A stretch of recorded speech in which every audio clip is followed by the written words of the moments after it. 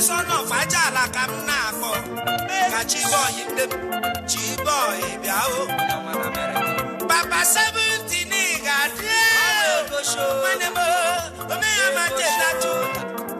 Papa 70 Kamnes, Amorega, happiness,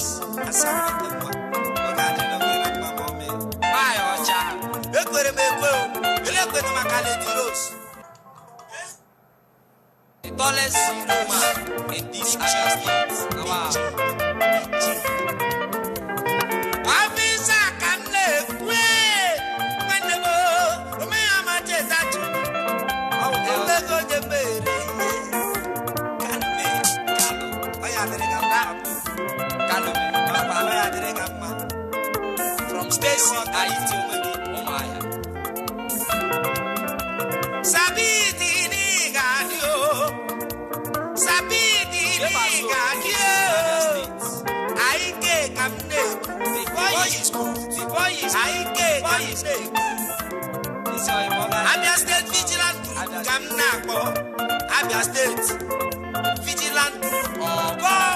Goma meja bakamne, ego, omego de mere.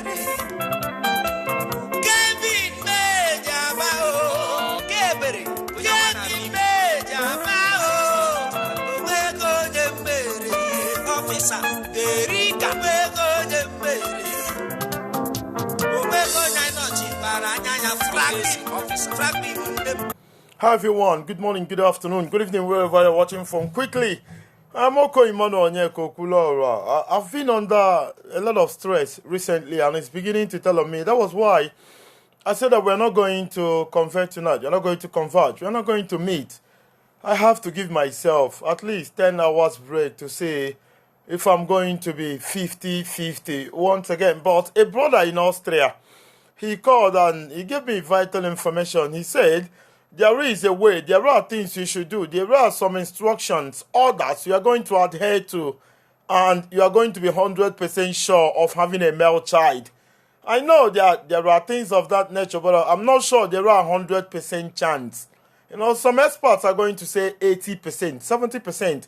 But this brother in Austria said, if you want to have a male child and you are having female, then you are ignorant. You are not informed. So I said I must break barriers, sieges, barricades. I'm going to do undo. I'm going to do unimaginable.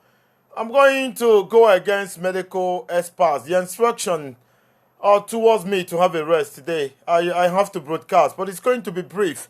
I want us to learn because a lot of us are having that issue.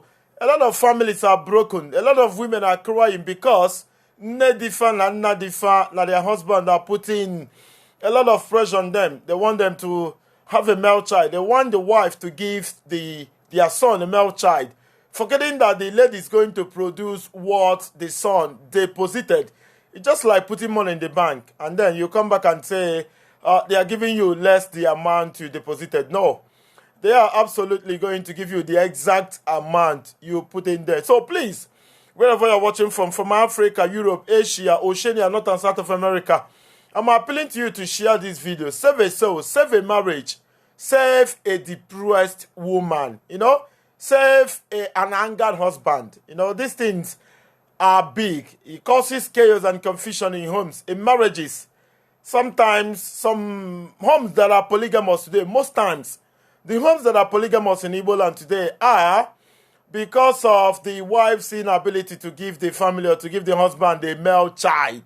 But the brother in Austria said that this is not the rocket science. It's very simple. That he wants to tell our people how to do it. So share this video, host a watch party, tag people, copy the link to your friends on Messenger, Instagram, Twitter, and of course on WhatsApp. Let me dial the brother from Austria. After hearing from the brother in Austria, I'm going to allow our people to ask questions. Medical workers, medical experts, medical professionals. I want you to call and tell us where we'll go from here. Why we are here on a daily basis is to try to find a way somehow to go over critical, complicated issues. So a lot of us who care to learn can learn. Caller from Austria, good evening. On your man Austria, we are on air. People are listening to you. Please Tell us the story you told me before. People want to listen. They are very, very interested in that. Okay. Okwuluola. One name. Ihe menụ na ịma in the case of this ịmụ nwoke na ịmụ nwanyị. Yes. Ịghọtago? Ihe a na-enye nsogbu too much. Ọ na-enye ezigbote nsogbu. But mụnwa now ebi m Austria here. Ịghọtago? Yes. Abụ m onye Anambra. So anụrụ m onye ọcha. Ịghọtago? And onye ọcha nụrụ amụtago ụmụ. Ịghọtago? So mgbe m chọrọ mgbe nsibe anyị gbogote chọọ ịmụ nwa, so ọ sị na ọ chọzi nwa, nsị mba no na mụnwa chọrọ nwa na achọrọ m nwa nwoke. So ịghọtago na?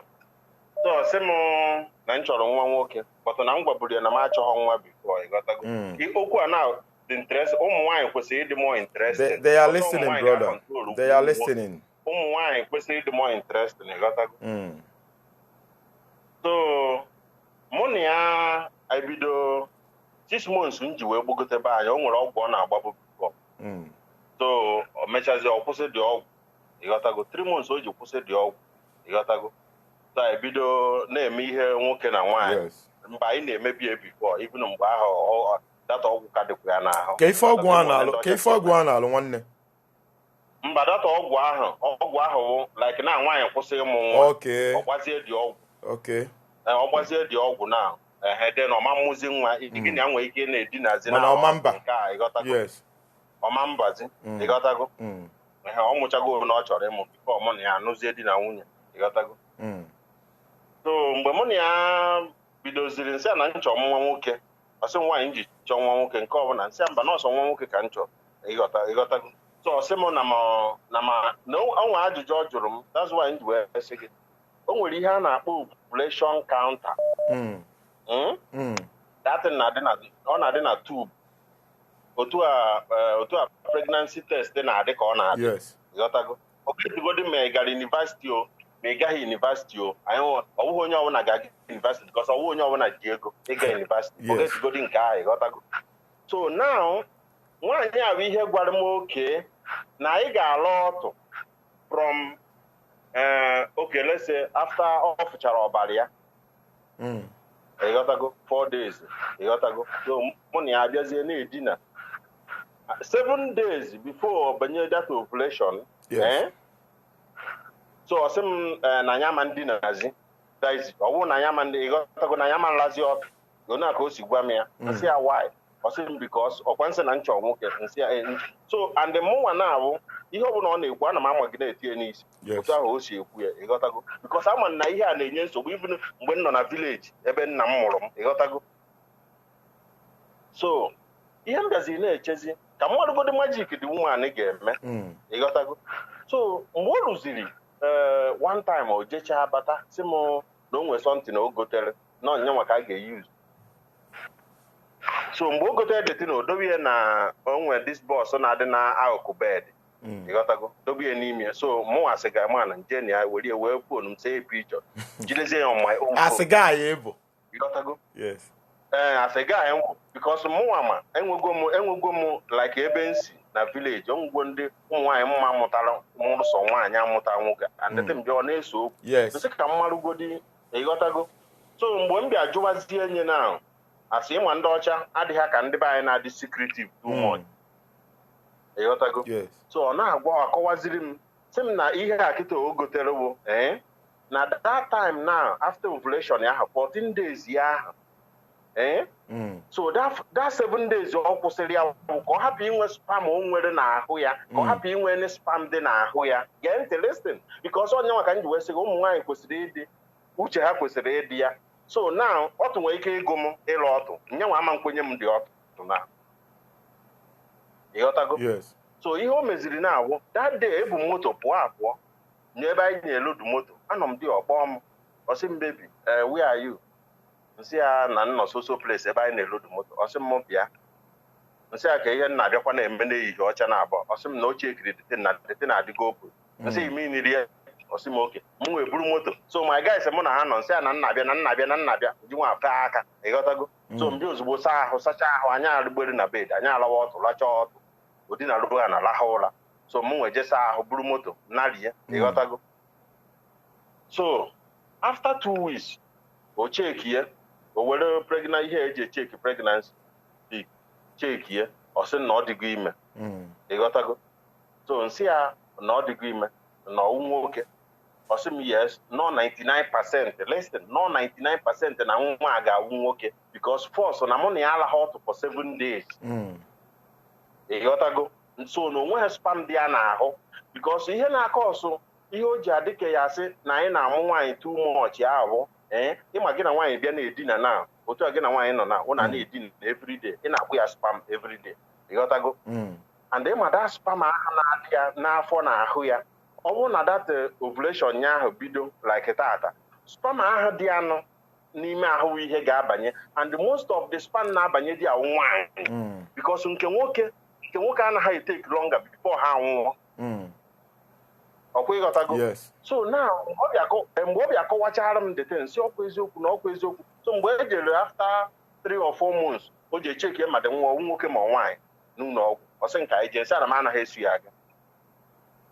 So ọ kpọrọ nwa ya nwaanyị nke adị ya nwaanyị gaba di ya ruo jecha abata sị m baby what do you think we get? Otu a ka o si jụ m ya nsị ya why? Nsị ya let me see. So already o bu etiwego m etiwe ịghọtago. Nsị ya because already mụnwa nidiri nwoke. Yes. Ịghọtago. Enidiri m nwoke ọ bụrụ na I don't pretend. Yes. So I said okay let's go buy akwa nwa. Otu a ka o si gwa m mbute moto anyị gaba ruo di ya. So ihe ọ na-egotere ihe unisex ihe nwoke na ihe nwaanyị na-use. So anyị abatazie nsị a ka ekwenu na mamazi na mama anya gwa m ihe nwa dị ihe dị nwa bụ nya gwa m ihe ọwụ nke a na-agwara gị na-abụ my own story ka m na-agwa gị leta m agwazi gị ịghọta ihe m na-agwa gị na-abụ my own story ihe m nwa mere. So mgbe o mechara wetaziere m dị akwụkwọ sị m na-enye ime ihe o gosi m na dị akwụkwọ amụ dị nwa na picture ahụ. Ịghọtago. Ịma otu nwa si anọ na ịghọtago. So ịma abịa sezie nya maakị anya something ịghọtago. O gosizie m so mụ analụkwa ya nsusu ịghọtago. Si ya na m dị happy. So anyị wetezie m ego egowe ma bed nwa ma nke nwoke zi. So ihe niile a na-egosi ihe nwoke nwanne olubọsị oyi amụ nwa o je mụọ nwa mụọ nwoke. Wow. Ịghọtago. So now gezie ntị ebe ịma ndị be anyị everything a na-eme nọ chọọchị ịghọtago. Ihe niile abụ chọọchị nwanne m ọ bụrụ na those things anaghị arụ ọrụ nwanne believe me ndị ọcha agaghị na-elere atị na shop ha. Ịghọtago. So na ihe m mere bụ gee ntị ịghọtago. That's why sometimes you don't talk too much, people don't talk. So enwere m somebody here mbi nwaanyị ụmụ nwaanyị na-atọ and ya na di bịa na-enweta nsogbu. So afụgo ndị woman ihe ọ na-pass through ịghọtago. Mgbe ọ dị woman gwa dị woman nekwe ịghọtago.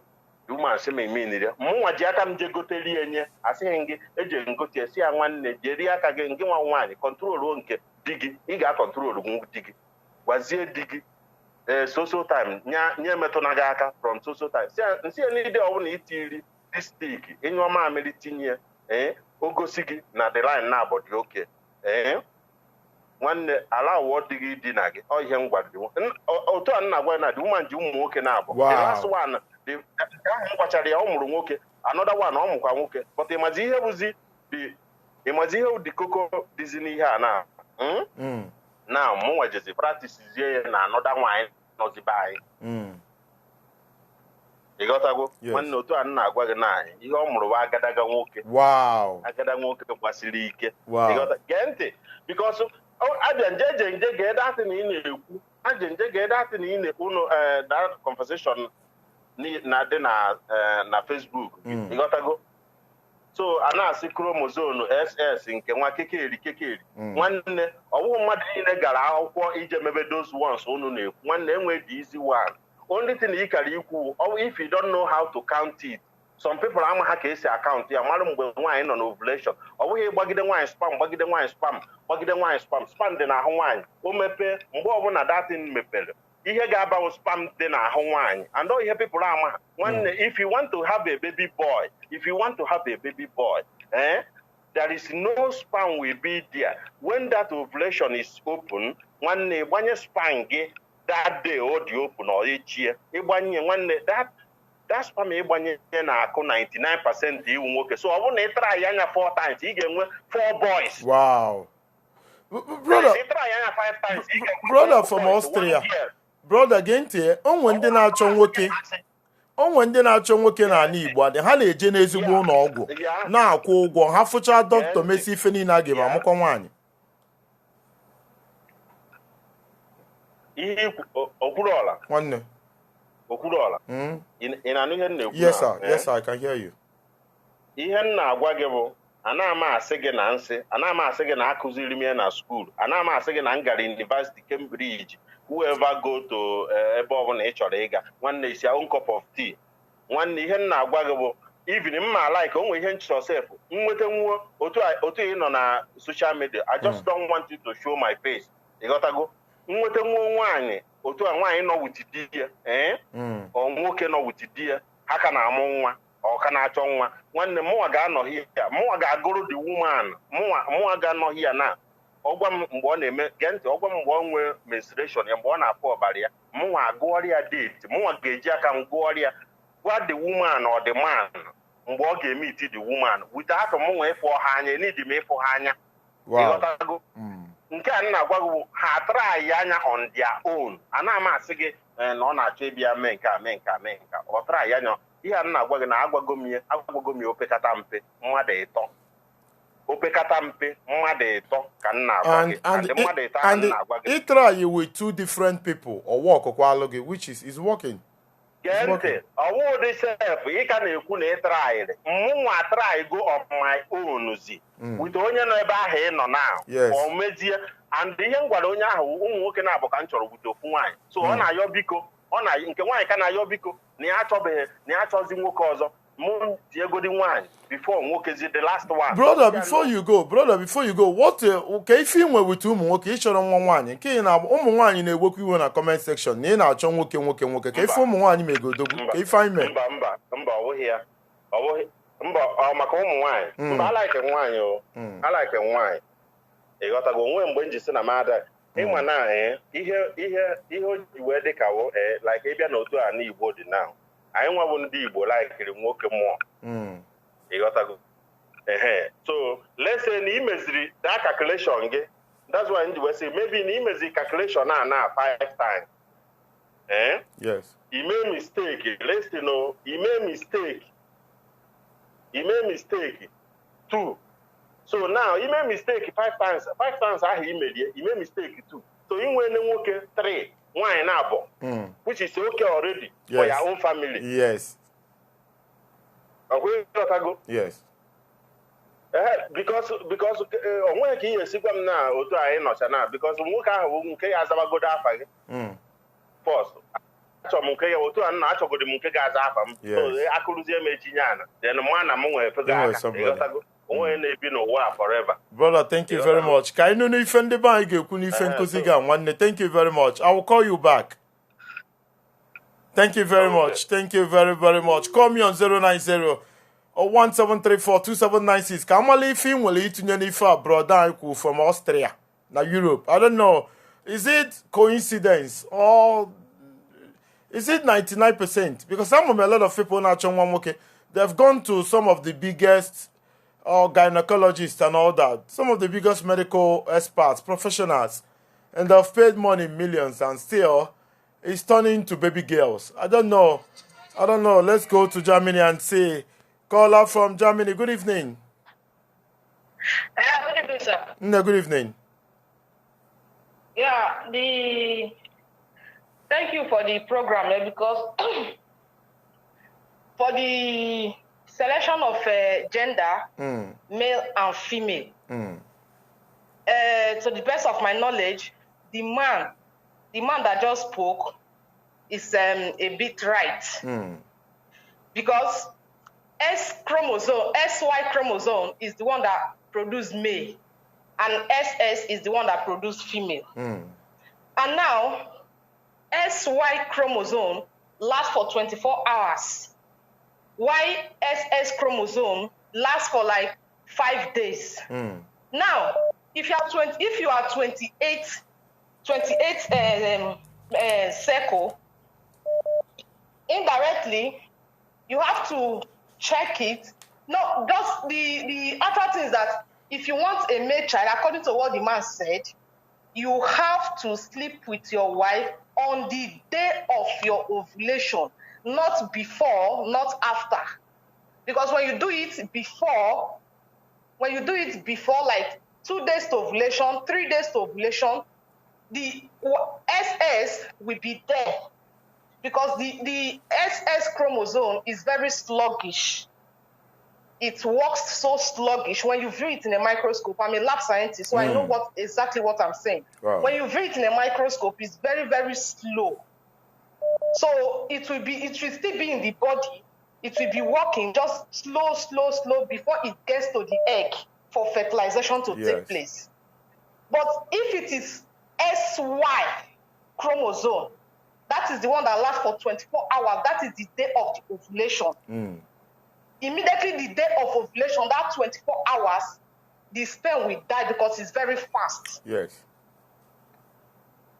So I advise, at the end of everything, God is the ultimate. Yes. Even if you do a selection of gender, even if you go for IVF, tell them that this is what I need, because you can do it. You can go to doctor, you want to do IVF, you tell them that you need a selection of gender. I don't want to give birth to female, I just want to give birth to male. Everything depends on God. And what he said, they test it and everything, is called ovulation kit. When you get it, you keep on testing. I'm going to ask you, as somebody in medical field, a lab scientist, the brother from Austria said that the chance is 99%. As an expert, what is the chance of having a male child if you do all those things? No, it's not. The percentage is not up to 99%. Because as it is, like now, it's only male. It's only man that determines what is going to release to fertilize the egg. So even if you check ovulation with ovulation kits, that the ovulation is high. In fact, for the history of research and everything, we have not come in conclusion to see what the particular sperm, if it's SY or SS, that the person will release that particular day. It's still a mystery. But we just have to try and say, this is how it is, this is how it is, this is how it is. It's just like everything, it's just revolving about, just guessing. Even if you meet a specialist that is a specialist or a professor that is in a selection of gender, that is what he or she will still tell you.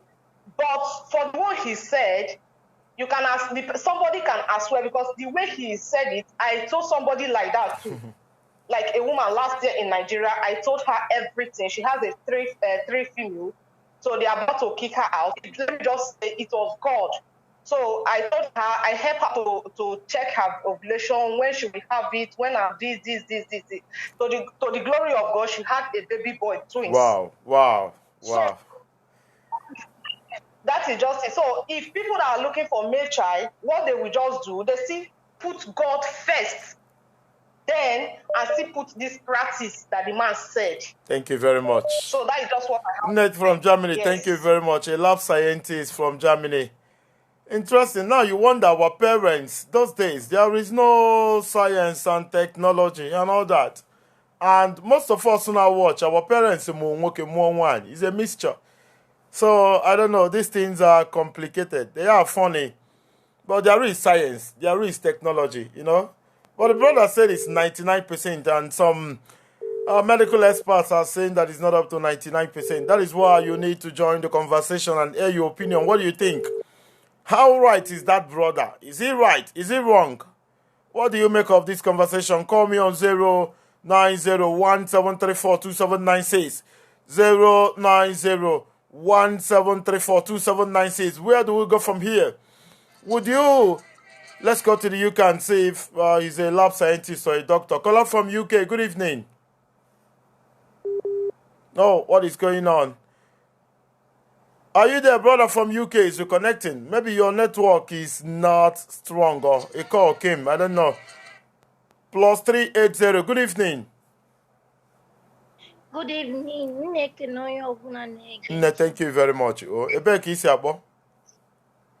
It's in Ukraine.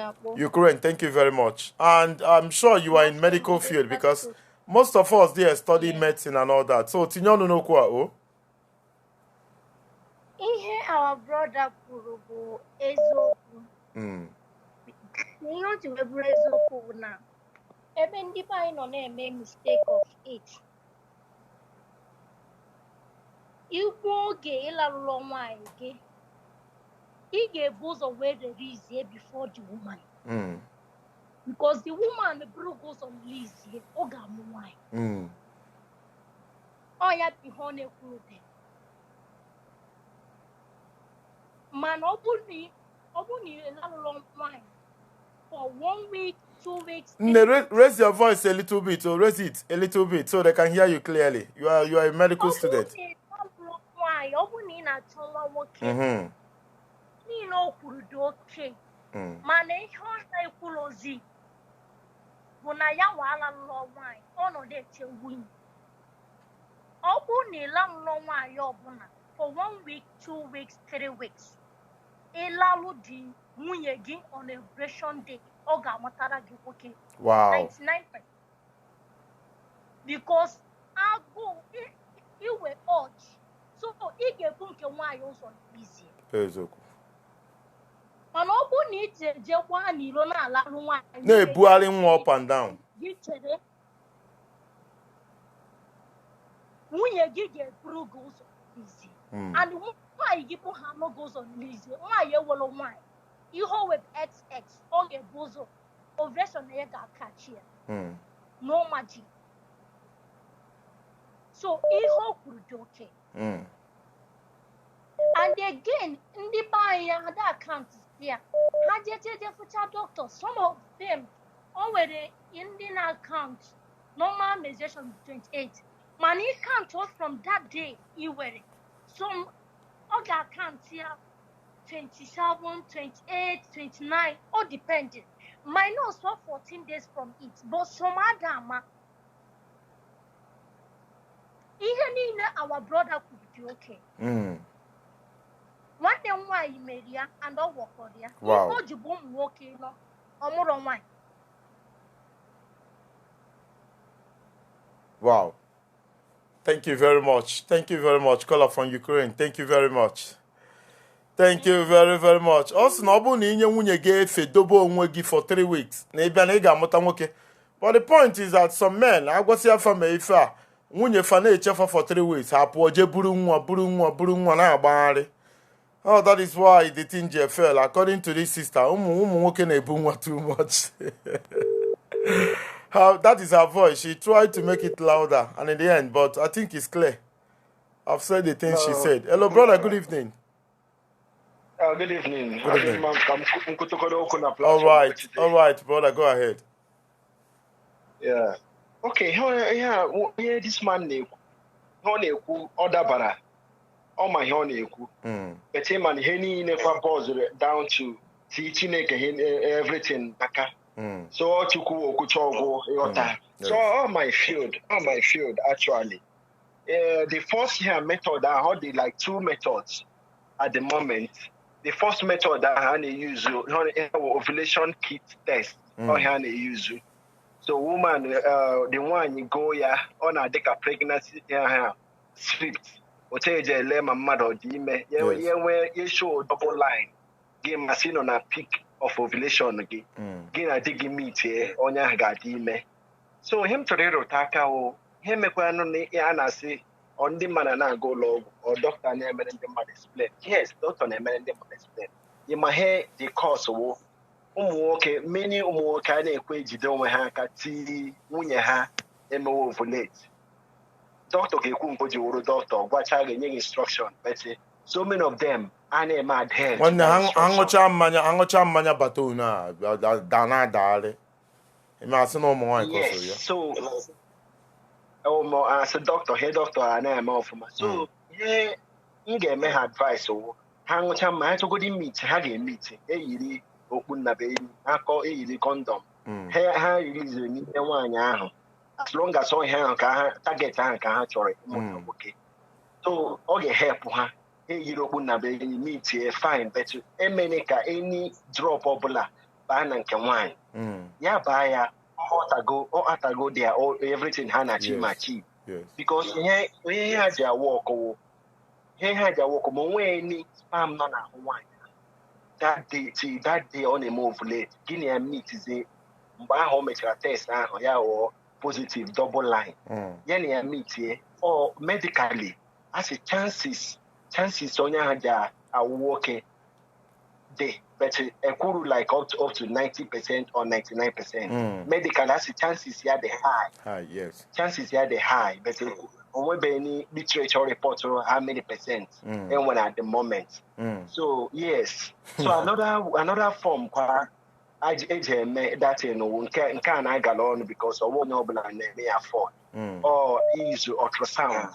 Or use ultrasound or my own aspect. So ultrasound what I say me or to instruction I know one. Hanabia I say her so her the first day their period her count or 1, 2, 3. So from there, yeah, I say a period how about yani do like about 7 days or 8 days. Yeah, be do scan. Scan and make one how and a transvaginal scan. And it's by any maroha. Ni maybe here, or a vanity by the tin. Now for only it goes to the egg, which will she grow. So here the first day the first visit there. 80 by the 10 and measurement egg and I wear egg aqua wine. So a measure and the first day and a day first day and a day the day or your 8 days the first day or your 9 from the first day on also. So a day a measure a day the measurement. I'm an medical measurement okay so that ovary or that egg I become mature. Yes. So after all depends the size that they all better. After the size, you breathe, and the next day, more breathe, say, okay, we are in the next 2 days. So we are in the next 2 days, and make again, make sure the size of egg afro. So yeah, more do mature. I say, okay, be actually the next day, all depends the size, yeah, or be actually 2 days time. So you look when but instruction and I want hey meet the idea a meet how do we meet hey you condom hey condom or instruction and so the last day I get mescan now I handed that or rupture go when rupture like aqua go I see angwa ya dear hang meet here so I meet is there and can't hardly meet because I'll quite have go. All the that chances all the can same thing. Or you're correlate here with that ovulation kit. Meaning that easy ovulation kit and makes it usually urine. See by ovulation kit and that they have double line or the same thing. One nke izizi kakwa mma nke ovulation kit karịa nke iwere ihe tinye nwunye mmadụ na ihe na ya. Thank you very much for this lecture, brother. God bless you. He's a health worker. Thank you very much. For those of us who are just joining, our brother in Austria kuzila nke esi amụta nwa nwoke. If you get nwunye gị ka ị ga-esi mee and all that we amụta nwa nwoke. For those of us who are just joining, you are going to go over the video when I'm done. You can go to my wall, Okulora, and listen to the program again. And some of us, after watching my program for the very first time, they forget to follow the page. If you don't follow the page, you are not going to see us again. And we have a YouTube channel. Yes, it's pinned up at the comment section. Please, I need up to 1,000 subscribers to be able to go live on YouTube. At the comment section there is a YouTube link. Please, it's not going to take you more than 5 seconds to click on that link and subscribe. Please, it's very important to me. Sometimes I feel bad because we are not 1,000 yet. I don't know. I now never raise yellow people millions of naira. You've done something bigger than this. This has nothing to do with money, anything. Just click on the link. If you can raise 1.3 million, 1.1 million, 1 million here, clicking on a link and subscribing is not going to be too much for you to do. Please, maybe I know you will do it again. Please, just click on that link there. There's a link there, YouTube link. The name is Okulo Randy, but just subscribe. And I'm going to be very, very happy today. I hope we are enjoying this lecture. There is a call from Sweden. Caller from Sweden. Good evening. Caller from Sweden, if you can hear me, good evening. Hello? Daddy, good evening. Don't look at the broadcast. Talk to the phone. Good evening. You are talking to Okulora. Okay, good evening. Good evening, sir. Okay, I'm from Sweden. Thank you very much. Because I have suggest so many people this problem now is very, very endemic in our place now. Yes. So many people, I know so many people now, 3, 4, 5, natural, at least one male child. And the thing, and most of those people, I think, I know, they are quite educated. Even within the medical cycle, I've seen 2 of my friends, they are all medical doctors, and they are still looking for male child. Yes. So from this percentage and analysis, I'm more not difficultly proven, or only one word they use through chance, yes, maybe coincidence. Yes. Personally, my mother, I'll 8. Yes. No at all. Without this precaution. So what could have given rise to such situations? Some people have 8, 5, 4 without doing all this yes. Counting and all that. Exactly. I'm saying, okay, if it is so with this analysis, I think most of those things were chance.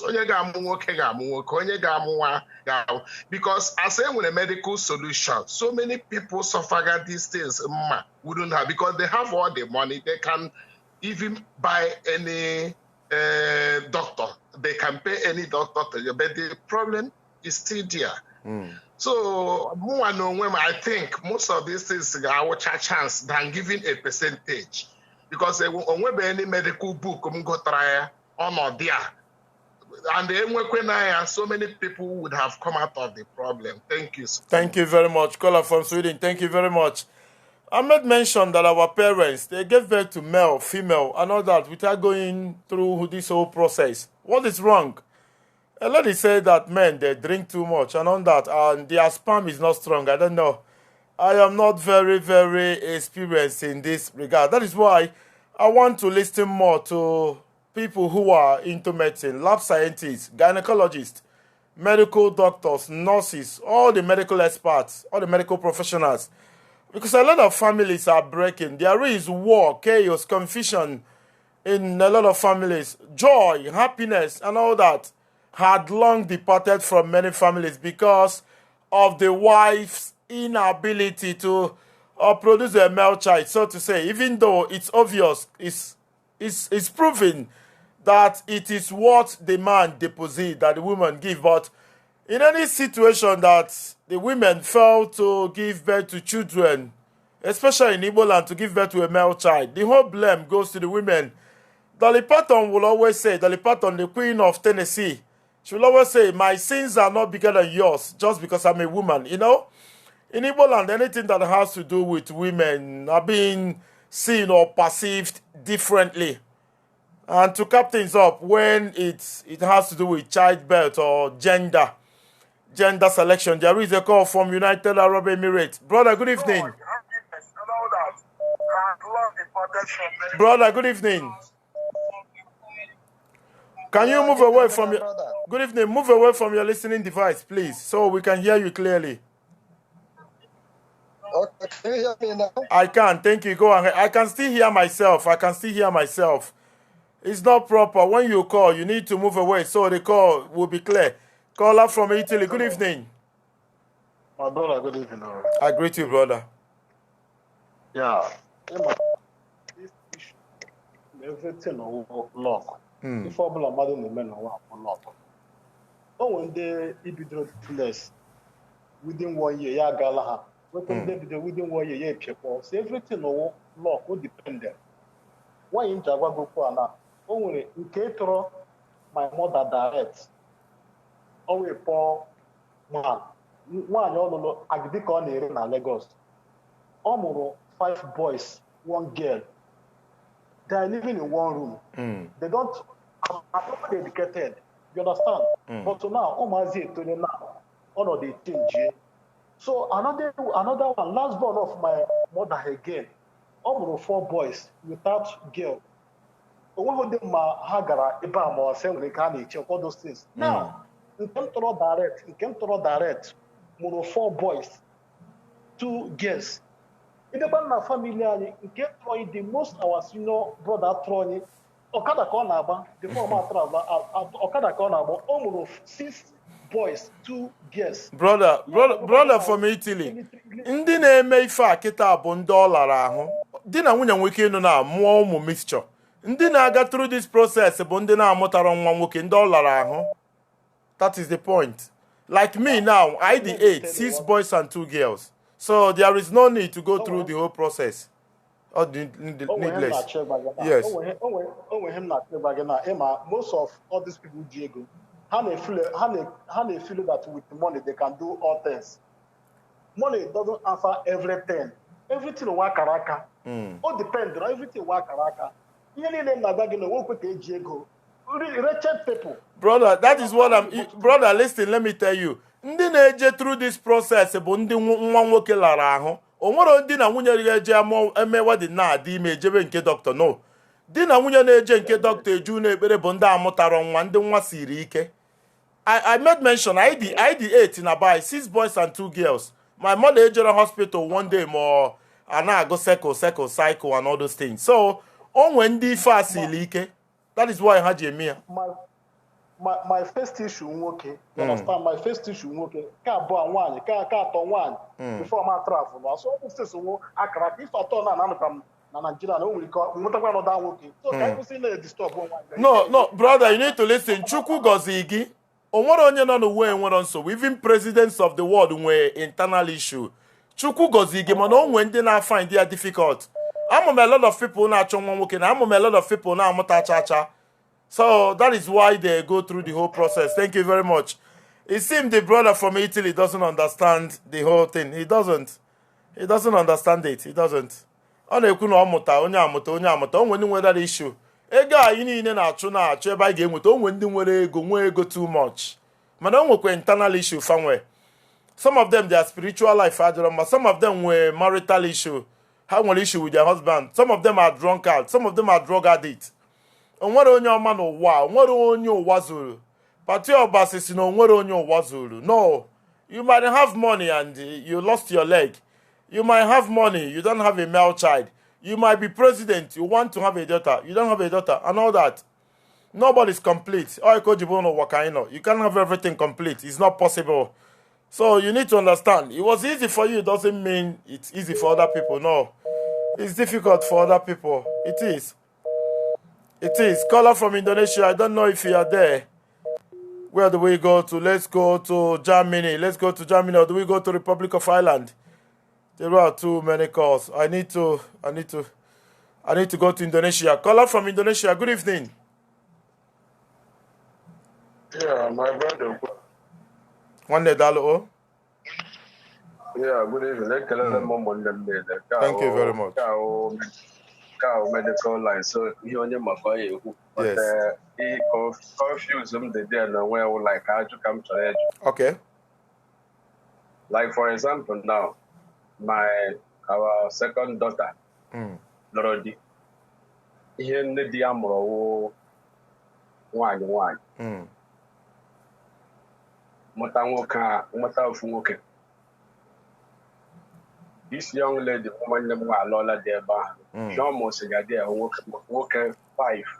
ndị mmadụ etiwesị ihe kọrọ nne di ya ka ọ bịara ịmụsịrị ha ebe a. Yes. Ndị a na-aga ihe agụ hụ na ha gara mahadum ma ọ bụ na ha bụ dọkịta na ọrụ nka. Then one my mom from the same place, I look at Hannah, my mom, she's the same village. I look at her the same area. You hear that our auntie Moro, woke 7, honey 7. Then I'll try a lot Hannah 1 year and about 124 and 1.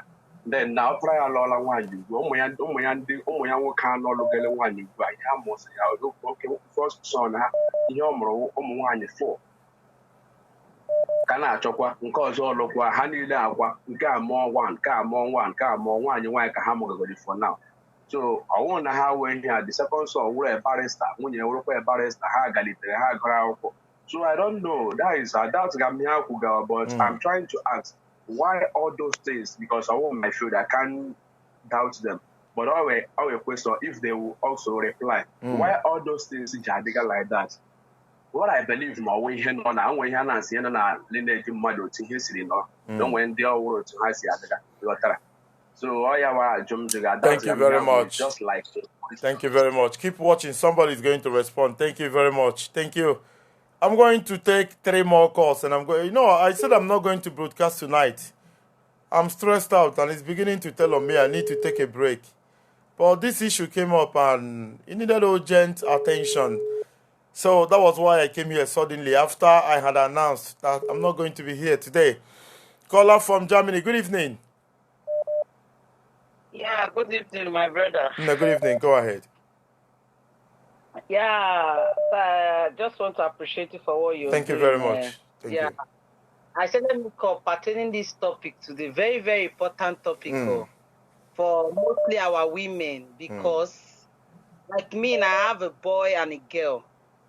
And pertaining that guy in Austria, what he said is 120%.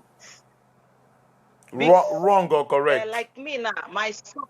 Correct. Wow. 120%. Like for me, I did not use this ovulation kit. The problem we have is so many things. If you want to check anything you want to check is in Google. If you want to do anything, you can go to Google. Google will give you what you want to hear. You understand me?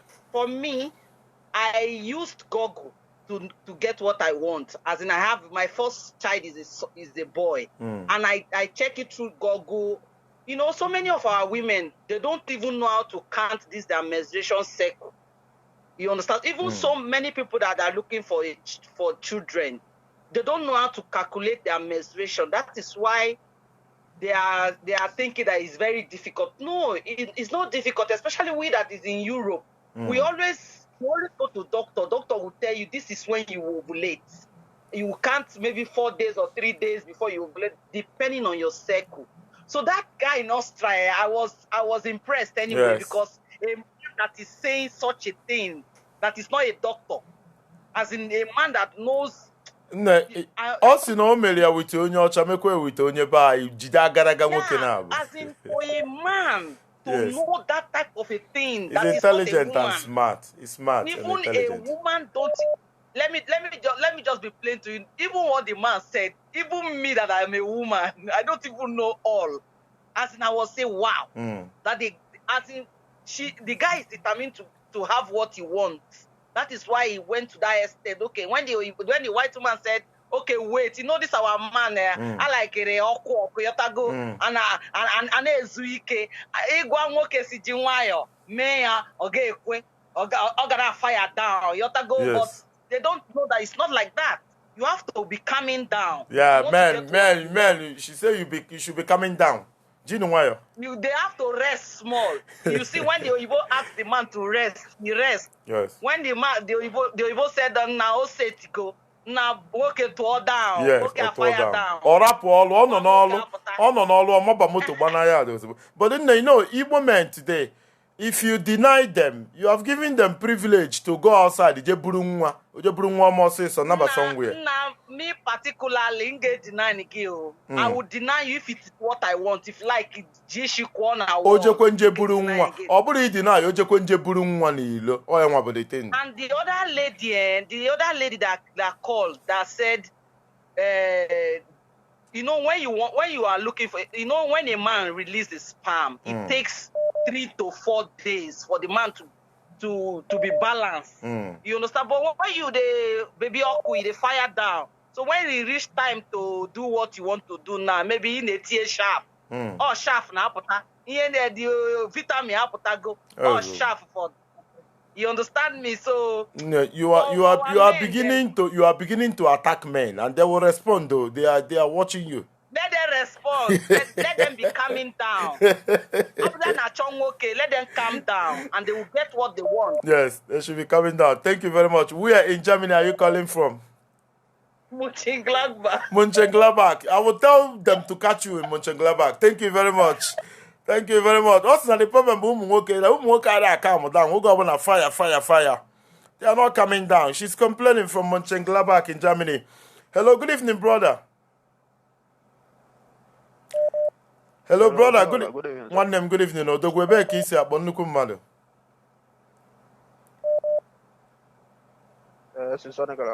Thank you very much. Go ahead, brother.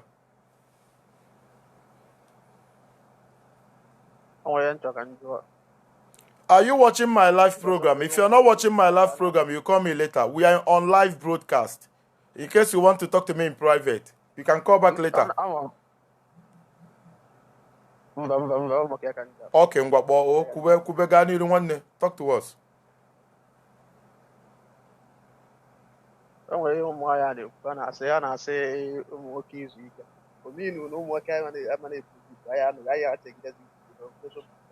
Brother, louder. Can you be louder? Please be louder so they can hear you. Oh? Okay. Go ahead.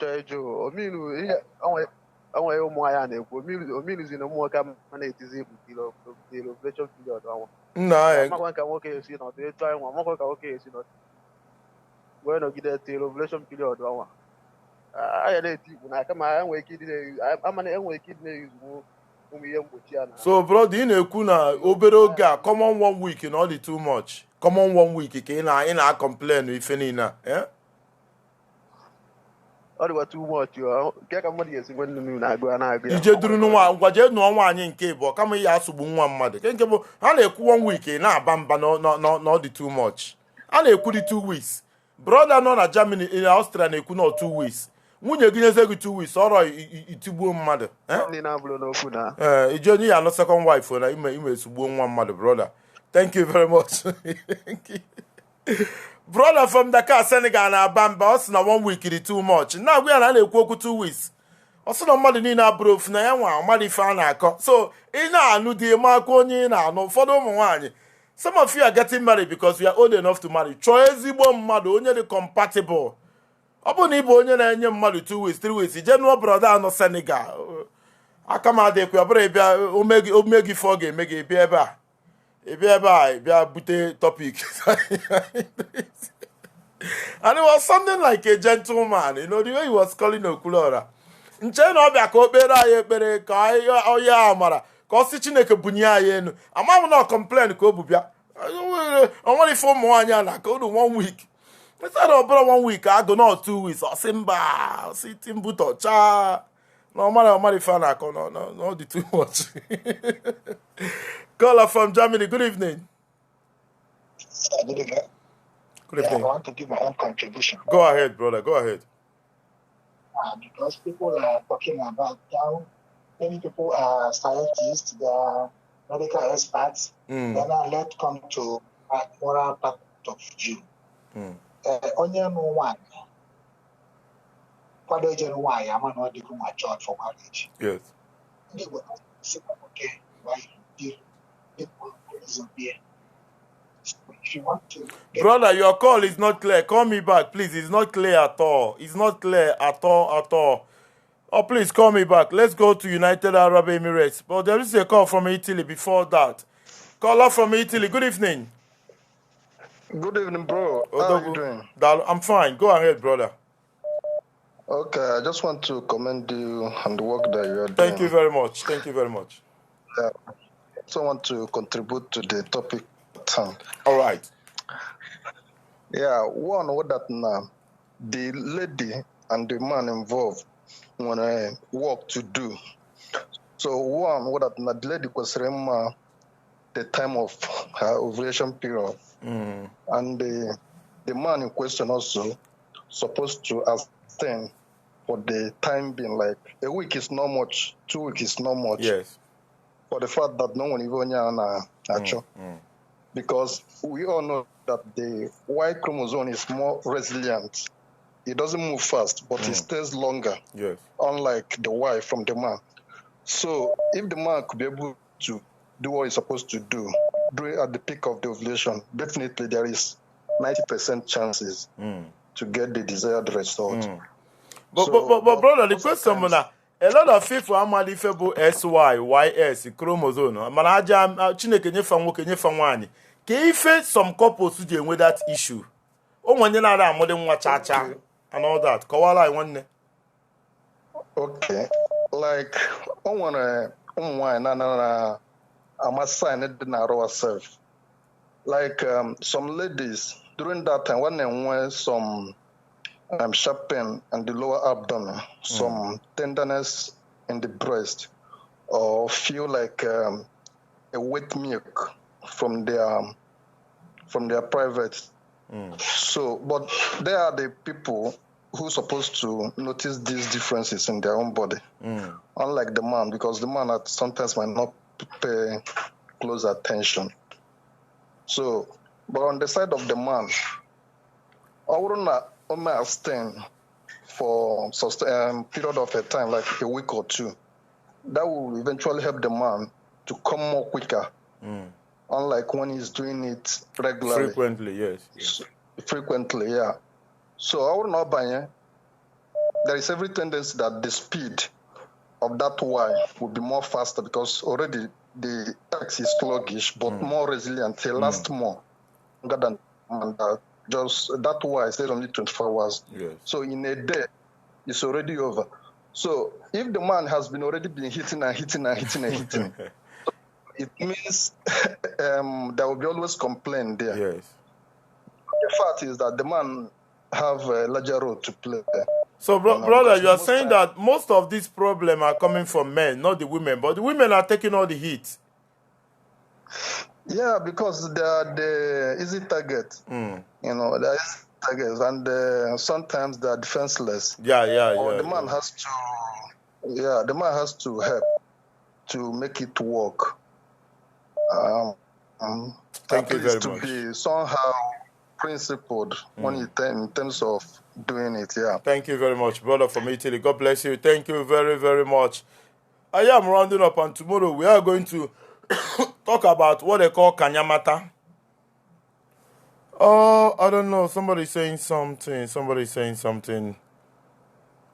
Oh, somebody's saying something. I'm going to go to South Africa, but we should go to Sweden first.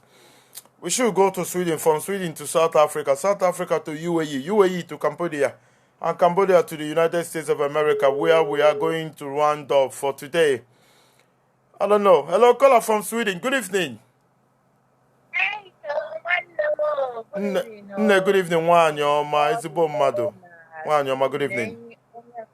Good evening. Good evening. Good evening, all the listeners. Thank you. Biko mwa ya asụ Igbo onye Igbo ka m wee Thank kpọọ na m jere ihe a jụrụ m onye ebe ka ịwụ nsị na onye Igbo. First, ihe niile kwuru okwu ha kwuru ọfụma, ndị kọwara ha kọwara ọfụma. Banyere ihe m chọrọ ime ka nwoke na nwaanyị mata ndị na-ege ntị. Chukwu nye nwoke narị ya, onye gụ nwaanyị narị ya. Nwaanyị bụ ife, nwoke bụ unu na-akọpịkwa ndị ọcha na teknọlọji unu biko na-akọpịkwa mbụ COVID-19 na coronavirus. Let me say anything. Ihe ọnwụna Chineke nyere gị because before our forefathers, mgbe ji wee mụọ anyị enweghị onye ma ọ dị. Yes, that is the point. check your this, check your that, but how much they born all of us. They check all those things. Ihe ọmụna Chukwu nyere gị na alabata n'obi ọcha. Ịnabata nwoke, nwoke ya ewete nwaanyị. Ịnabata nwaanyị, nwaanyị ya ewete nwoke. Don't be greedy. Esozi na method ndị ọcha. Believe in who you are and what you have. Ihe ọmụna Chukwu nyere gị nabata. Yes. Ejina maka na nwunye gị mụtara nwaanyị. Ị na-ama treat because ihe kpọrọ nwunye n'ilo ya ka ndị ọzọ ya akpọ. Ịgwa ndị ilo se na nwunye gị nọ nwaanyị ka ọ na-amụrụ gị ndị ọzọ ya esi wee bụ nwunye ọnụ. But nne nke bụ eziokwu bụ na nwaanyị ọbụla amụtara nwa nwoke n'ala Igbo ọ tọrọ atọ. Ọkụ na-adị over eziokwu. Ọ tọrọ atọ beta ọ dịghị the root ihe ya stand na that family. Ihe ọsọ enwere m friend now ihe ọ mụrụ nwaanyị. Ị na-aghọta? Yes. Ihe ọ mụrụ nwaanyị bet die scandal with 100%. Na nwaanyị a mụrụ. Na nwaanyị mụrụ nọ form of nwoke. Nwoke mụrụ na ọ na chi enyi nwoke nọ form of nwaanyị. O believe na nwaanyị so much than ụmụ nwoke. Mana family both my mama the man, my papa the man, onye ọwụna sị ọ na ịmụta ha nwoke next year. Na ọ dịkwa ka ya nwaanyị ọzọ. Ji ewe sie m. Nye lovelu nwunye. Ihe ọnwụna Chineke nyere nye emere ya set. Ihe ọnwụna nwoke Igbo kwesịrị ịdị na-echewo biko mmụta nwoke mmụta nwaanyị. Ofu nwa chimunye m nwa na ọwụghị ụmụ because onye ọnwụna mụrụ ụmụ bụ aka nwa. Ndị nke nọ under bridge ha nchawụchakwa nwoke. Ndị nke arm robbers ha nchawụchakwa. Ma ndị a na-eri Igbo na-ama aka akpa. Ma ndị na-anwụ Igbo ma ndị wu homosexual dịka Bobrisky ha nchawụchakwa nwoke. Ihe ọnwụna Chineke nyere gị be grateful. Ịdị grateful na nke o nyere gị nwoke ya akpọta nwaanyị ya akpọta. Believe in yourself and believe that na ihe ọnwụna Chineke nyere gị na ya wụ heaven to you. Okay, for instance, this lady onye ọnwụna na hell. Hey, kedu ha na-akpụ ya? These two ladies, Selena and Venice Williams. Serena and Venice. Sally. Ha na-abụ nwaanyị. But the word are hearing their voice. Ọkwa nwaanyị ka ha wụ. Nne ha eji ọkwa nwoke ejidegodo nwoke. Nne ife nchọrọ ịjụ gị bụ ife Serena Williams ọ ndị ojii mana ọ black Americans, anyị nwa black Africans, anyị bụ ndị Nigeria, anyị bụ ndị Biafra, anyị bụ ndị Igbo. Nne onwere nwoke family even nwoke di ga na-defend gị na ịmụtara nwaanyị o nwee ebe ọkụ ga-adị over. Ọ ga-akọnsida kwa nwaanyị nke Igbo ke ife a ga-eme ụmụ nwaanyị amụtabere nwoke n'ala Igbo. Ife a kịta bụ culture, tradition, ọ dịgo for hundreds of years. Ma ndị nna nna anyị ịmụtara nwa nwoke ọ ga-eje dutekwa nwaanyị ọzọ dutelu gị. Oge ụfọdụ sef ọ bụ nwunye gị eje nụtara gị nwaanyị ọzọ ka obi dị gị mma. And it's a problem. Ihe m na secret m na-enye ụmụ nwaanyị na nwoke. I want to love your wife. You love your wife. There are many ways to kill a rat. When my friend is from Holland, ihe nwunye m nwere ụmụ nwaanyị nọ. Ịma ihe ha mere? Ha ga-aga mee nwa adopt. Nwunye pretend ya nya. Ime onye ji the family cover the whole thing. Ọ nwoke ka ọ dị n'aka. Nne nke a jọkwara njọ, ọ jọkwa njọ.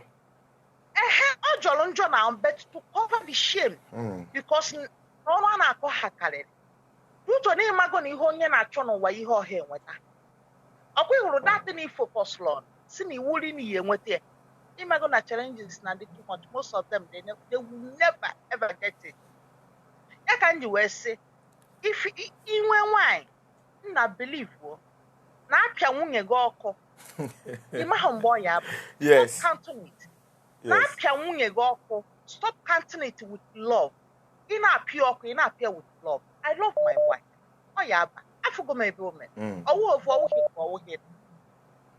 But I believe ihe ndị mmadụ na-akọ, ihe nne na nna na-agwa, ihe friends na-agwa gị.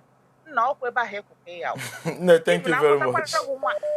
Akpọtakwara nwaanyị ọzọ, ọkụ nwaanyị. Ofifa, thank you very much. Thank you very much. What you have and love your wife still. ihe ya eme because ndị nna nna anyị ha enweghị technology before ha ewe mmụọ mụ na yes. So people, thank you. No, thank you very much. And funny enough, most of these issues are coming from the male side, and I don't know why women are taking the whole hit.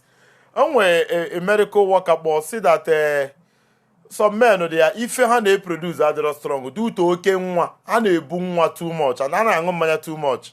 Ongocha manya almost if produce or borrow Heineken na gold na star, you know.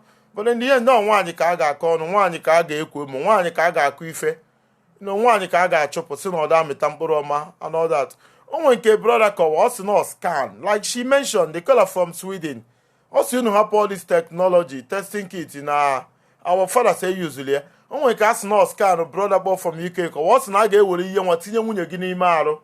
Sineba, Tinya when you guinea maro. Obo no dirama. I see I be after 2 years. They will go that in Tinya. Obo no drama, another 2 days they will attend. All these things, I don't know. But let's go to South Africa and say, caller from South Africa. Good evening, sir.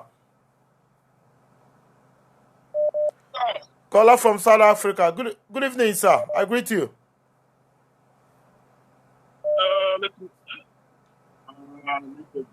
I need to go out from Facebook. Oh, please go out, so it will be clear.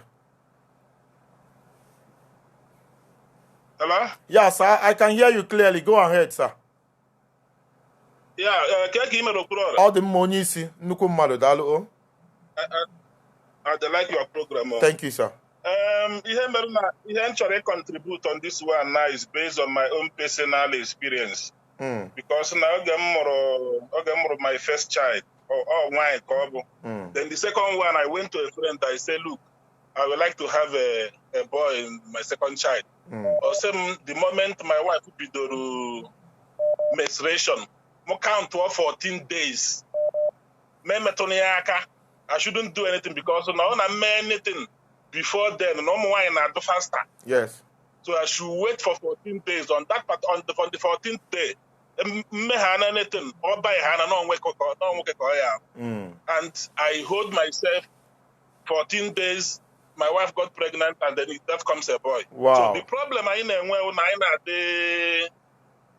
some of us I know don't wife for 3 days, 4 days, 5 days, 6 days. You know, like when you go to Senegal, now about 7 days. Daddy on a bamba. Also normally fan 7 days. Malungo. When you are looking for something, you go extra mile. You sacrifice for what you are looking for. You understand? Yes. So I tried that method of 14 days and it worked for me. So I'm happy if it can work for any other person, but for me it worked. So a man no okay. As soon as spam working and do slow because they don't run faster than game. Another thing before I mean. And secondly, I'm also one of those. If a man wants to marry 3, 4, 5 wives, he should go ahead. Because when you marry 2 wives or 3rd wife, you live long. Yes. 1 wife sometimes gives a lot of stress. Daddy, kowala ifa. Daddy, ichokwu iko nsogbu na mgbede a. Kowala ife ikwuru ọfụma. Ofu nwaanyị na-enye nsogbu na ichi live long no ito. Kowala ai. Ofu nwaanyị na cause na-enye stress. Mana ọ bụ na ịnụ nwaanyị na-abụ ma ịtọ nke a nyebe nsogbu ị ga-abụ onye nke a, nke a nyebe nsogbu ị ga-abụ onye nke a. Yes. By the time ị na-echiọta go that first one, nke ọzọ ebe ya na-abụ emezie. Mana mgbe ị nụrụ 1 wife, they put too much stress upon you. Yes. They put too much stress upon you. But mụ na anụ ofu eji m ụmụ nwoke na-abụ ofu nwaanyị, I'm satisfied with the number of the children I have at the moment. Yes. But if God blesses me tomorrow that I want more children, I will marry a second wife. Daddy, you are not going to marry second. You gotta continue with Munyegi. We are not going to allow you on this platform to know second wife. Thank you very much, sir. Thank you very much. The guy in Senegal is going to see this daddy as a role model. That is not Mugomuke to Omuani, Ofuani, Omuke bo. And then Ofuani and Sobuna Chukugozi Eketa, Unkobia. No, I just do one also. Hey, Jesus Christ of Nazareth. Oh, that Chukugozi and I be Ike, or just do one also. Instead that you know, I get you take one of Bineja without no one also. Oh, Munyegin car, young Morgan was on one of Bineja. So sina ino nwanyi to ijekwuru nke a ijekwuru nke a ijekwuru nke a. So before na aton kwa again onye nke iza adigokwa fresh. That one woman gives a lot of trouble. Oh, Jesus Christ of Nazareth. Our men are wonderful. Our men. To for all of you. Hello, good evening, brother. Hello. Good evening. Yeah, my brother. Yeah, good evening, my brother. How are you doing? Ah, the mama one name na UAE. Go ahead, Odogu.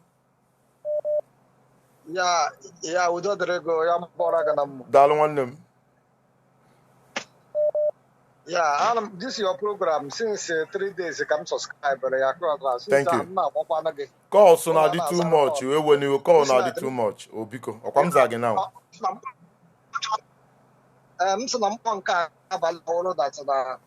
One as I have more again. But when you want to go ahead. Yeah. When I comment, yes. Now this thing naturally you could not. Don't I'm sure one nwoke nwa nwaanyị nwa ihe niile shi n'aka Chineke nna bịa now ihe ọwụla hapụgodi sị ngwa ka agba 2 shot agba 3 shot ya ba nwanne ihe ọwụla Chineke echiri iti ige nga ahụ ka ọ ga-eti ige Olise abịaleligwe ihe ọwụla ọ chiri iti nga ahụ ihe ọ ga-eti hapụga ka ndị ọkachamara dịbe Igbo ndị oyibo na-abịa arafu anyị ka anyị hapụ ibelivu n'ihe Chineke nna kere anyị kwuru. You're right.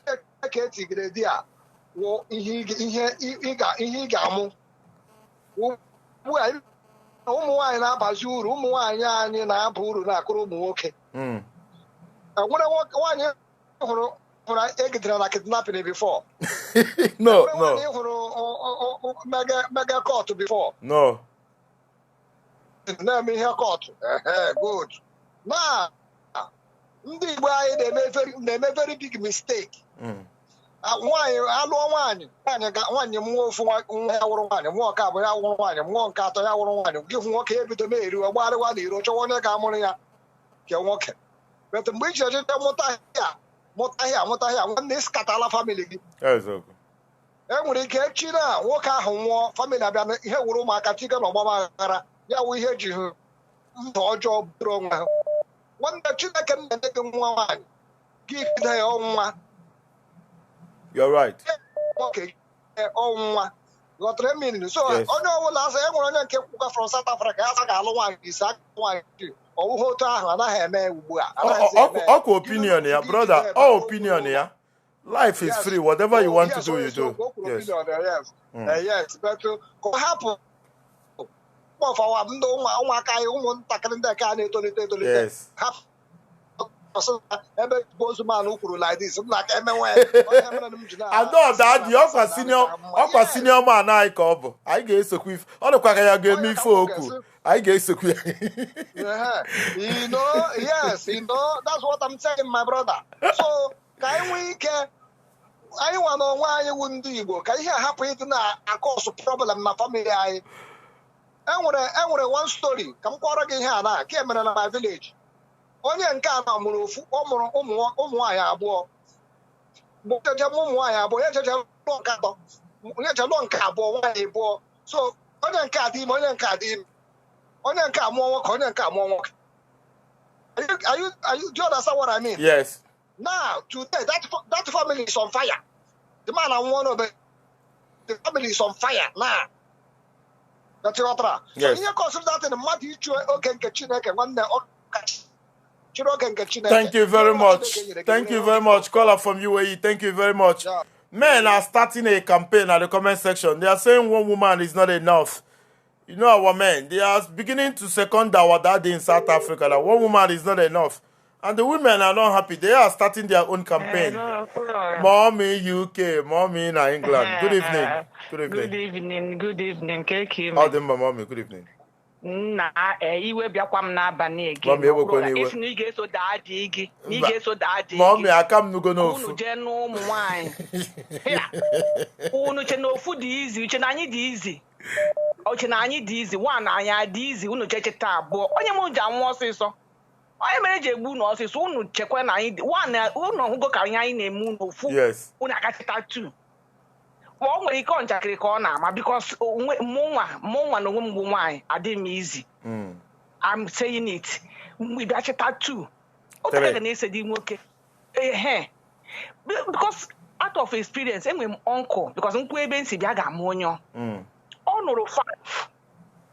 Inugo ka a na-ekwu nwa na-amụtaghị o je kpọta the junior sister kwa si nwazie the junior sister ka ọ nọchite anya amụ na at the point ọ mazikwa ahụ ụmụ ya o nwere ike nwa pụta bịa ebe a ọma ha ịma na a na-azụ betinanọ families scattered that at the end this man na-ebe akwa nwụọ because ụmụaka bazi bịa too personality onye ọbụla pụta ụmụ nwaanyị onye ọbụla na-azọzi azụbere ya nwa nke ya nke asị ya bụ nke ikpeazụ azụchago ndị nke izizi war up to this moment the man nwụ a block account the man today na-agwa gị akaụntụ ya blọk ofu n'ime ha ga blọk akaụntụ na ọbụghị signetary oniche na ihe a na-ekwu ndị mmadụ na-ehụcha ụdị na-ekwu okwu ịga n'otu maybe his opinion mụrụ ọ na-akpa amụ but I'm just maka enwere ndị nọ na line kịta bụkwa ndị iberibe echi kịta agagaduru atụwa ime ebe atụwa ebe a abịa na-esegharị gị enwere pikchọ gawa ebe a na-aga ụmụ ya na-ahapụkwa ụmụ nwoke kịta ụmụ nwaanyị nwoke kịta dị isi chakwara ha nwekwe nke dị izi na jikwe nwayọ Chineke mekwere onye ọbụla ebere wit ihe a na-akụzi na it is very very interesting. I just came in that to know in where know that is onye ihe niile akọrọ ebe a bụ 100%. Anọ m na medical field but most of the things ọwụ mmadụ ga-apụta bịa gwa gị ụfọdụ mmadụ ihe they will want to shield it ka ọ bụ sọ ha nwa but ịhụ n'otu ndị mmadụ si akwụ ya onye ọbụla practice ya ma ndị ọ ga-awasị ha jide onwe ha aka 1 week ha asị mba ọnwụ nwanne anyị nwoke si na 1 week dị too much na ọmankwe it's not possible. Anụrụ m ya onye iberibe ka ọ wụ ya gawa nụnụnụ ọ nwaanyị ga-asọfa ya because at the end of the day kịta ya ga kota another one sịkwa ka ọ tụọ ime ka ọ mụọrọ ya nwoke onye nke ha mụọ nwaanyị biko no. Thank you very much. Thank you very much. Thank you. Good night. No problem. Anytime you can get to me anytime. Thank you very much. Thank you. I am rounding up already. Calls are too many, but I'm weak. I said I'm not going to broadcast today because my stress is telling on me. He's saying, no, Kulora, you must sleep. You must rest. You must not talk. You must take a time off before you return to hospital. And my birthday, because birthday moved to 25th December. I was born on 25th December, so 25th December is my birthday. And all that. Thank you very much. And some of us, about 50 or 60 of us, so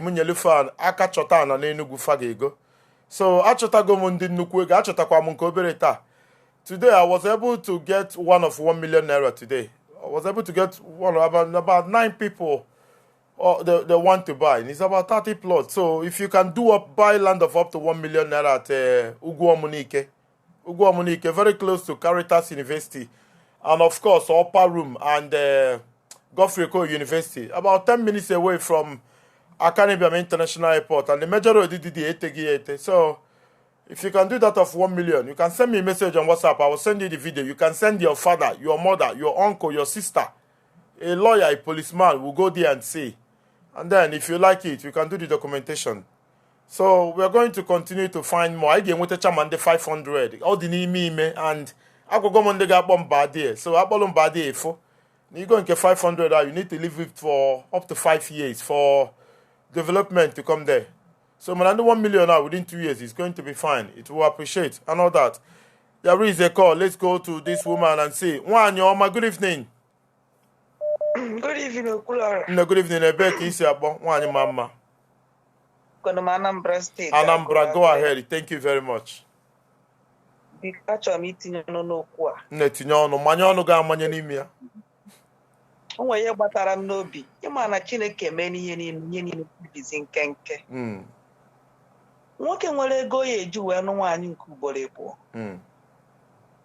Tinye onwe ya n'ọkụ ịbịa gote ọgụ nke izi ole gị je gotekwa nke abụọ ka ole kwasa gị n'elu nke lere gị ebe ọ nọ bụ na nwoke ahụ na enidiri iche ebe n'isi ịmarago na uwe ọbụlụzi ole esi anụ nwaanyị oge ahụ na ụmụ nwaanyị dị one ahụ ka ụmụ nwaanyị dị ugbu ụmụ nwaanyị awa n'anya ịchọwakwa ndị ga-eme ka ndị nna nna anyị ma anyị ga-echi ya kpọ azụ oge ahụ oge ndị nna anyị nọ wee mewekwa ha nwa si eme iwe chọwa nwaanyị na-eme one ahụ ụmụ nwaanyị si eme oge ifo na ọ dị impossible yes, you're right, ma. You're right. So, n'ime ihe niile ka ọ dị nke Chineke wepụta ya na-akpọ IVF. Ọ ego ihe eji wee nwaanyị ọzọ why not ije baby selection with your wife? I were ego ahụ na-eje mee baby selection ịchọ onye eji nwa ịtọ nwoke achinye gị gbawazie ọsọ. So onye m na-enye ndụmọdụ m ụwa kama ihe eje chọọ nwaanyị ọzọ ihe anụ ego ahụ ihe eji wee kote okwu dowe n'ime be gị were eji eme IVF. Nne ka m gwa gị eziokwu na ụmụ nwoke a na-eje ị na-agwa ji IVF na-eje ịnụ nwaanyị ọzọ ha chọrọ test something different ọ bụrụ dị na ha mara ife bụ IVF. I'm a man, I know how we do. They want to use that opportunity to carry something else. Ma igbe nsogbu adị ya ogologo okwu adị ya n'ụka ịghọtago ịmakwa n'ihe gosi iwu na o testchaa nke ahụ o eje test kwa ọzọ je test kwa nke ya ebu isi ya ihe a na-agbagharịrị ife a ife dịbụ oke dịbụ ogene nwa ọ dịkwa ka onye nke ọzọ ije test kwa ọzọ nwekwara gị nwa ọ dịkwa ka onye nke ọzọ kedu ife a na ka a na-ejidezi nwa nwoke aka wee na-agbagharị ghọta gị ịchọ ịgbagharịa nwunye gị ama na ị na onye ekwu edie onye ekwu edi ọmasị oyi emenya mee ịghọtago mana ọ bụrụ na isi na maka nwa nwoke Chineke ebie n'ibe niile nke IVF is the ultimate. But I heard it's very expensive. Oh, the very okay, ịnụ nwaanyị adịghị very expensive. A na-emekwa nke nkochalụ na-ekochalụkwa ekochalụ mana ihe ekochalụkwa na IVF ekochalụ ikochalụ iko batalụ nwunye gị nke ego eji wee zụ nwa ahụ plus problem eso n'ime IVF adrọ 2 million you can do it. No, mba ọ dị too much. Nụkwa m 2 million nnukwu ego. Nnekwu ego ka ọ ma n'ine okwu n'ụka ya esi ọ karị gị mma na iji nwa ejeme ịgbakọta ego ijeme enye with your wife. Nnekwu ego ka ọ wụ oge ahụ ọwụ ọzọ kịta onwe ihe ogote nwute abenza. Mba ogote nwụrụ. Nne, thank you very much. Caller from Anambra. I'm glad that people are watching me from Anambra. Thank you very much. Thank you. God bless you, Nne. Thank you. She called from Anambra and it's a thing of joy. I love the call from Anambra. Where do I go to? Calls are too many. There are too many calls. I want our women to call more. I'm selecting. I don't know which one to go to. Calls are coming too much. We need to go to the UK. We must go to the UK and then say, I'm rounding up. I'm going to pray. Chineke nyai nwoke nyai nwanyị. Ka rapi na-eme IVF n'ifa. There's nothing like organic process, natural process. Ije mụta nwa. Malum ka esi eme IVF. Nwa mmeje YouTube. Caller from UK. Good evening, ma. Hello, good evening. No, good evening, Dalu. Thank you. Thank you very much. Maka program I'm very, very impressed. No, thank you very much. And we share some topics in the metal chaka which are very important. Thank you. God bless you. Thank you. Continue doing what you're doing. Thank you. Thank you, Thank you. Thank you. Topic I wete na mgbede amagbu onwe ya. Achọrọ I will be very, very brief. Nchọrọ inye 3 examples. Okay. Maka this topic. Enwere m one uncle. Ọ mụrụ 2 girls. So, Messia pressure did too much on him. Because he loved the wife so much. Ọ kwere anụ nwaanyị ọzọ. Finally, he adopted a son. You know what happened? Those 2 girls almost, one married to a medical doctor and the other one married to a lawyer. And both of them are both graduates. But you know what? That boy that he adopted did not finish secondary school. Wow. Enwero nke kwere ya omume. Etinye aka ebe mba. You understand? At the end of the day, the boy is now the black sheep of the family. Wow. And that is what my uncle is dealing with till tomorrow. That adopted son. Secondly, some that which myself. The call is breaking. The call is not clear. You need to call us back. I don't know whether it's my fault or maybe somebody called her phone. When you're using your phone mobile data, to browse, and somebody calls you, it's going to go off. Let's go to France. All the call your phone, yeah. All the only use the mobile data phone, yeah. So somebody was here in a direct call.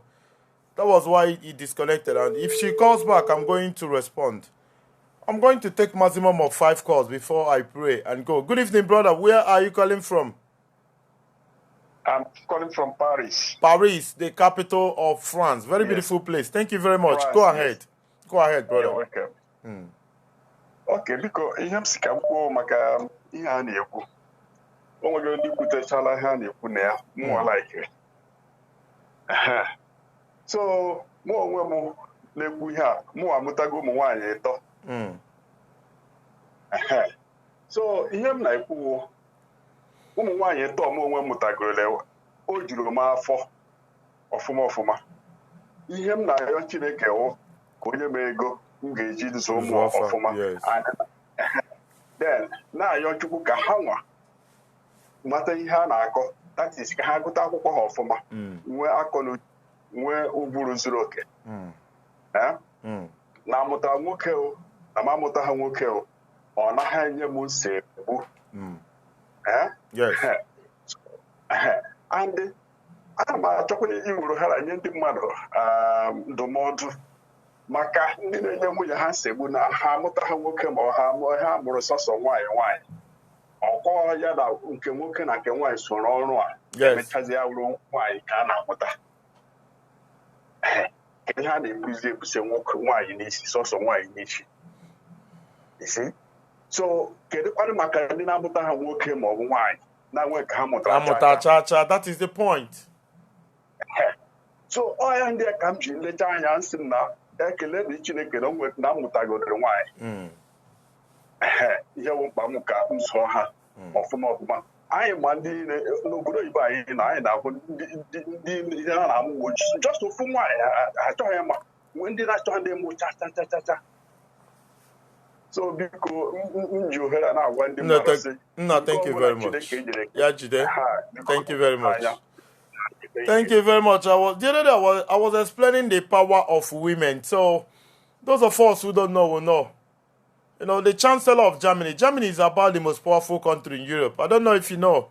You talk about technology, you talk about Germany. They are the manufacturers of Mercedes. They manufacture Audi in Ingolstadt. They manufacture Volkswagen. All these things. Even Opel, I stand to be corrected. Opel is a German product. It's a German car. It's a German machine.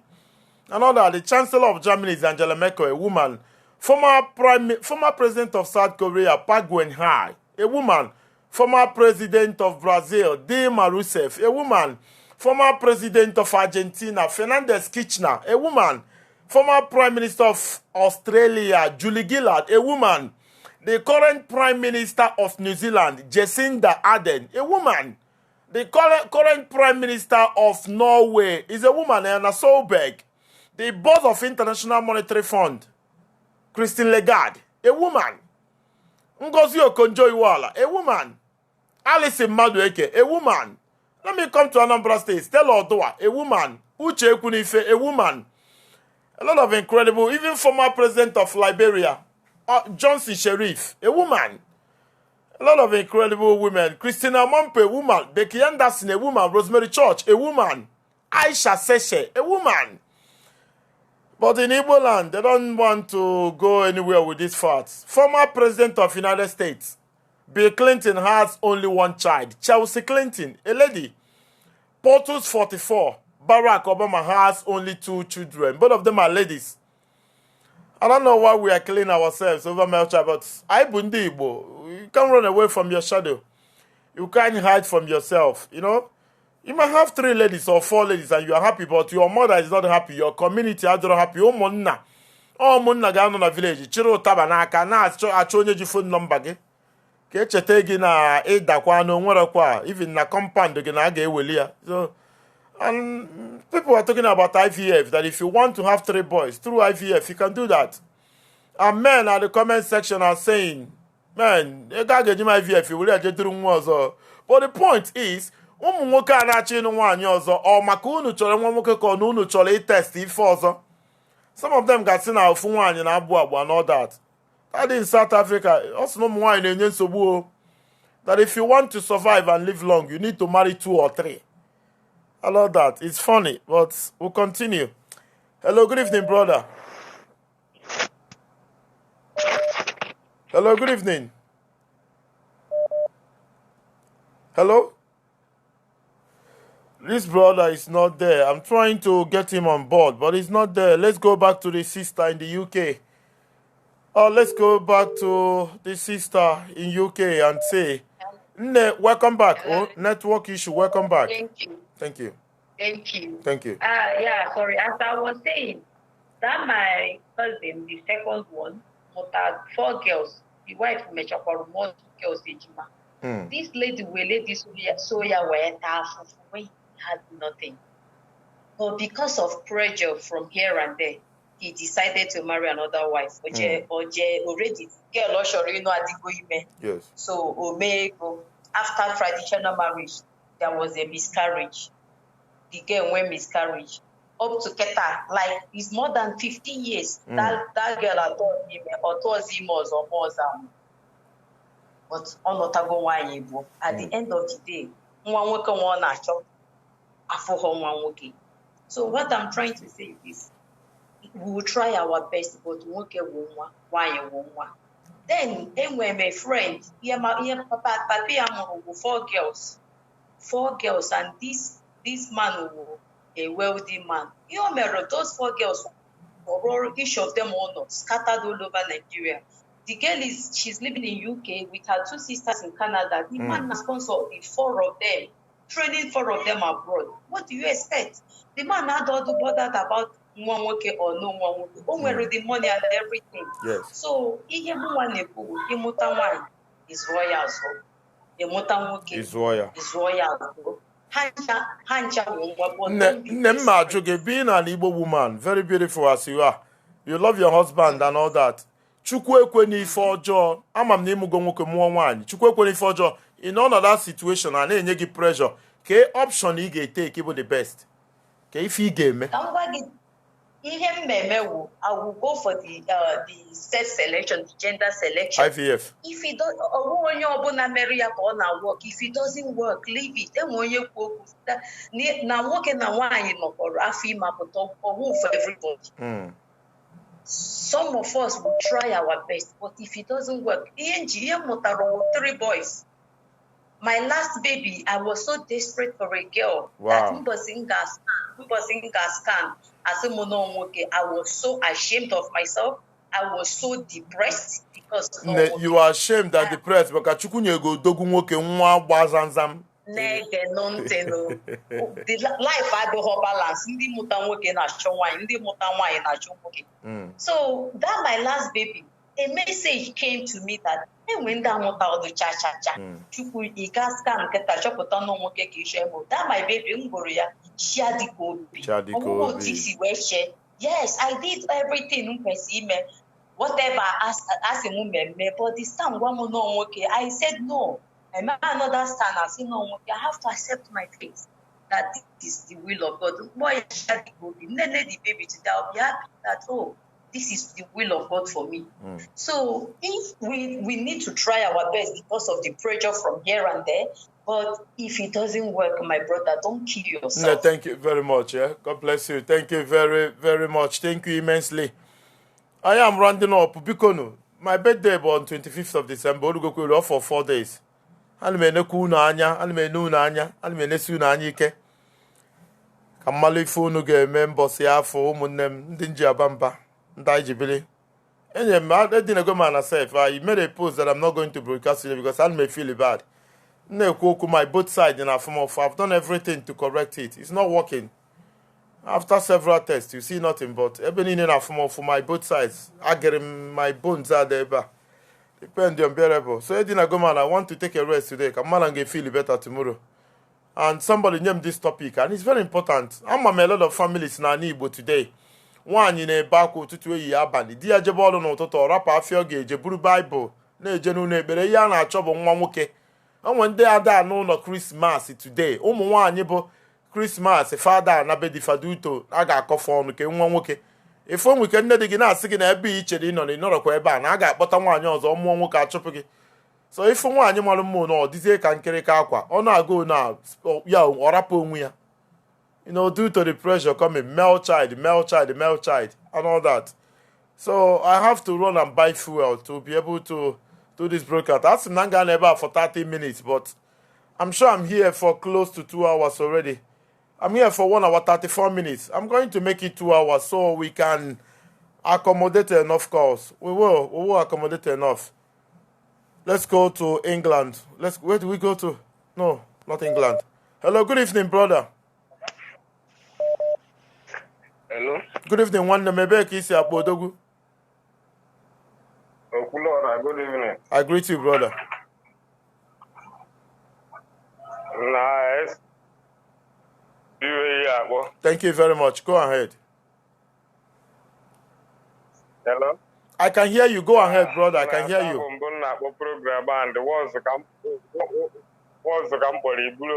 Thank you very much. Thank you. Thank you, Wanda. Thank you. Na okwu ahụ a na-eti ọnụ na mgbede a ịmara ya bụ okwu ọ bụla obere ihe ya abụchara okwu soshal midia maka ndị Igbo si na onye yi akpụ ụkwụ bụ ihe ma ebe ọ na-afụ ya ụfụ ịghọtago so na ibe dị ya bụ advice a na-adị enye ndị na-enye advice gbagotere mana sometimes onye na-enye advice iwere advice ya na-apịawa ya ahụ ihe nji ekwu ya na wee bụrụ gịnị because nọ mbọchị o ruoro onye na-asị na nwa nwoke nwere ihe omeniri nke a like mụa ihe a mụrụ anyị na family ID8 na baị sọsọ mụa bụ nwoke ghọtago ndị ọzọ niile 7 bụ nwaanyị so ma ha apụta na-asị gị na nwaanyị abaghị uru na ndụ because ụmụnne m dị nwaanyị niile alụ ọbụcha ma ncha mana efu nwoke o nwere ihe mere ndị Igbo ji esiri ọnwụ ka ọ dị ọ bụrụ na o nwere ịga ama ichukwu aka na ya ma ọ bụrụ na ọ bịarọ ndị niile a na-asị na ha ncha niile na adịghị with it you have to live with it ma ọ bụrụ na ọ work but you have to ịgbagodinu mbọ ma nke ị ga-eme adị m ekwu okwu mebi iwu bụ na ị ga-anụ nwaanyị ọzọ okwukwe onye bie n'azụ ya mụ ekwetere m na m ga-achọdị nwa nwoke achọsef my own belief bụ na first one, second one, third one sef bụ nwoke mfe achọzi ofu nwa yori eji wee gwara ya aka so ihe na-ekwu ma ga-akpekere nwa nwoke dị mkpa asị ndị Igbo anyị bụ ndị niile a na-agụ bụ ndị ọcha ndị agha agafu ọ gbasara ha mana ndị Igbo ha laikiri ihe bụ afa nna ndị ga-edebe afa ọ bụrụ na ịmụ nwaanyị ha bụ echichine ofu onye ebute 1 crate small stout bịa kpọrọ ya nwanne genu ntị after spending millions of naira to train your daughter from nursery to university mmadụ nwụrụ ọkụkọ na ọjị na tombo wit ụmụnna bịa kpọrọ ya no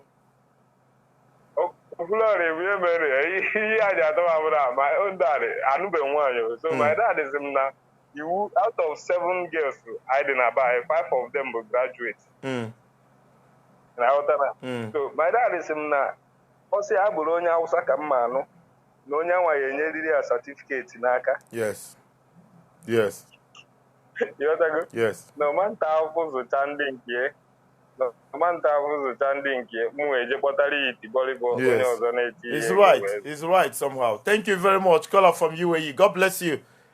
You're very brilliant. I like you. Thank you very much. Thank you. Ka egekwe n'ife ọfụma nwemba sa anyị na-ekwu ya, it was comical but one day I will make topic ọ bụrụ na anyị na-take care serious but ka anyị mee mkparịta ụka ka anyị mara opinion people after how many millions of naira it costs to raise a girl child. Enwere ike pụọ ijiri ego ma ngotere ụmụ nwoke ifema na ihe egote nwa gị nwaanyị o nwere a lot of things ha need be iwu that men need ị na-enye nwa gị nwaanyị nri na-egoro ya akwa na-azụ ya nursery primary university. Some of you just make masters na UK, some of you make masters na Canada. One guy, she somewhere, kpọrọ ụmụnne ya were chaa mkpara ma ndị a na-enye nshi akpọrọ fe ire efe isi agụ kpọrọ ụtaba n'aka bịa nweta ọkụkọ bute tombo na ọjị na onwe And no fan achụ ọsọ gbabata na compound that. Before you know it, how man spend up to 100,000 naira. But nwa gị nwaanyị na. And some of them, when they marry your daughter, they will start maltreating her and all that. No respect or regard. So one day we are going to jokingly, it's not serious, jokingly we are going to discuss that. Now, because in a baby, one mother, bomb, marry a transfer, you know. Apart from Gino Coco and in the village, and I buy pretty busy now, buy a born and this girl, in the mail for transfer, but I can't for all these things you know with all in the village in Eka. Say go more down, no, that's running, and that's running, and I buy Monday back on now. You know, all that. Let's go to the UK. Where do we go to? We should go to Germany. We must go to Germany. Caller from Germany. Good evening, brother. Let's go to the UK. Where do we go? One name. Good evening, brother. Good evening. Good evening. And I'm not again know your program since so. This can call I'm going to make sure here and up. Yes. This can call in. Thank you. Ima kulora okumu na diwa mbufaru kuya. On our sound is somehow. Kuya. Seka. Kuya. Asem kuya. Again more men are. I'm go more before. I'm men are mero enisi. But the mero enisi in the sense that about men are Igbo na working more working Nigeria. Yes. I'm somebody that say come I say come again me gido men are mezo men lao where as the car now say about the one ishinala but I go deny go working. A lot of things whatever more energy na fear as it is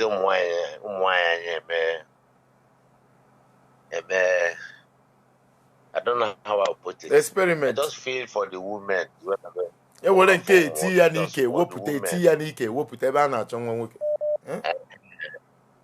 That even I prefer self. Again, me bobo.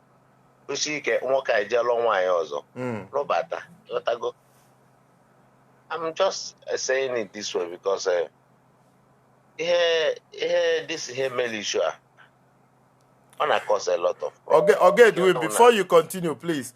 So instead of ije mebe all this thing na emenu n'ọgwụ na ọka mma na nwoke ji eje n'ọnwa anyị ọzọ ọnụkwanụ nwaanyị ọzọ mụta akwa nwoke ege nke ife ọ ga-eme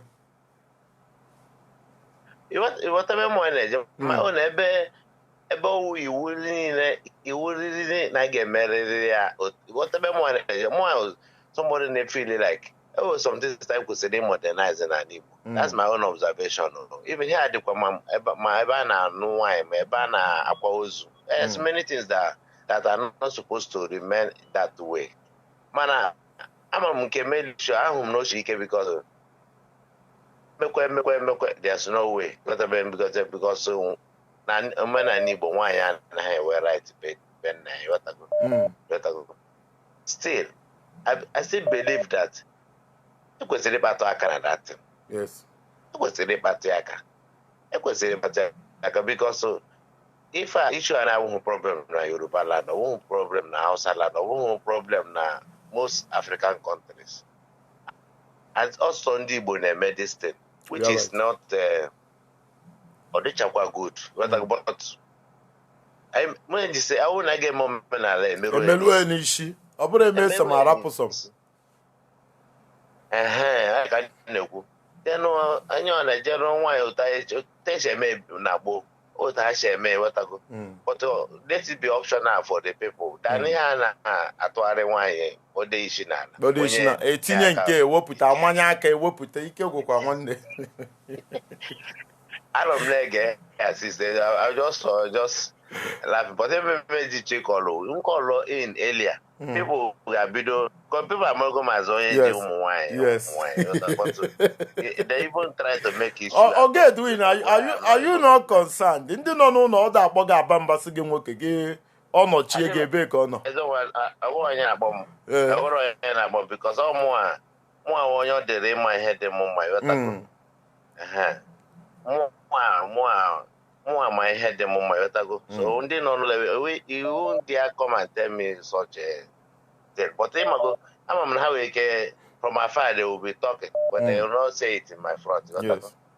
But I may need to have room for that, such a for that. Thank you very much. This is my own observation. Thank you, one name from Hamburg, Germany, Mr. Edwin. Go ahead. But okay. Ịzụ ọnwa gị azụ zụọ ya ọfụma onye sorry biko iwekwela gị don't worry iwekwela na kwuru okwu a onye Abakaliki abịa kpọrọ that doesn't mean that na irere nwa gị ahịa because ọ na ịzụ nwa gị ahụ ọfụma ọ ma nchefu ebe o si. That's my own observation. Ọkọwa okwu kwuru na ịzụcha nwa katin na ndị maka enere emite ego. No, I was joking. I was joking. I know. I equally am joking. So he's on one golf, man. I don't think ever one I go is just like you. It's your home somehow because all guys all make you question, all get take care of you. Yes. So thank you very much, brother, from Hamburg, Germany, Mr. Edwin. Thank you very much. I am rounding up. I'm going to see us very, very soon. Where do I go to? One more call. It has to be one more before I go. Just one. Anybody that calls, I'm going to take. Let's take Germany. If the call from Germany is there, we'll listen to Germany. We are coming from Germany and we're going to go back to Germany. Or should we go to South Korea? Let's go to South Korea. I think it's better we'll go to South Korea. The first call from South Korea today. So we need to honor those in Ulsan, those in Pohang, those in Suwon. And of course, so caller from South Korea. Good evening. Hello, good morning in South Korea. Good evening, brother. Yeah, my brother. I made a program and I heard them about it. Ihe gbasara amụrụ nwoke, amụrụ nwanyị, dependere anyị bụ ndị Igbo. One, nwa ọbụla amụrụ, I believe na nwa ọbụla amụrụ bụ nwa. So nke ọbụla bịara mmadụ ya nabata ya ọ Chukwu nyere ọrụ mmadụ enye. One, ikwu okwu omenala ndị Igbo according to traditional ndị Igbo. Onye nwetara amụta nwoke ọ na-atanwe ọ na-agbagharị ka ya mụta nwoke. Ọ dị ya ka ụwa abụgo ma ọ bụla mụtara nwoke. One, afọrọ m ya that law maka our greediness, number one. Number two, our envy. Because onye na-amụtara nwoke ya o mechaa nwụọ any of his property, his brothers, his relation, his relative are not choosing that property because of Lomotara. Before you know, I shouldn't wine to pour. And I believe this is happening in those olden days. Yes. Now, on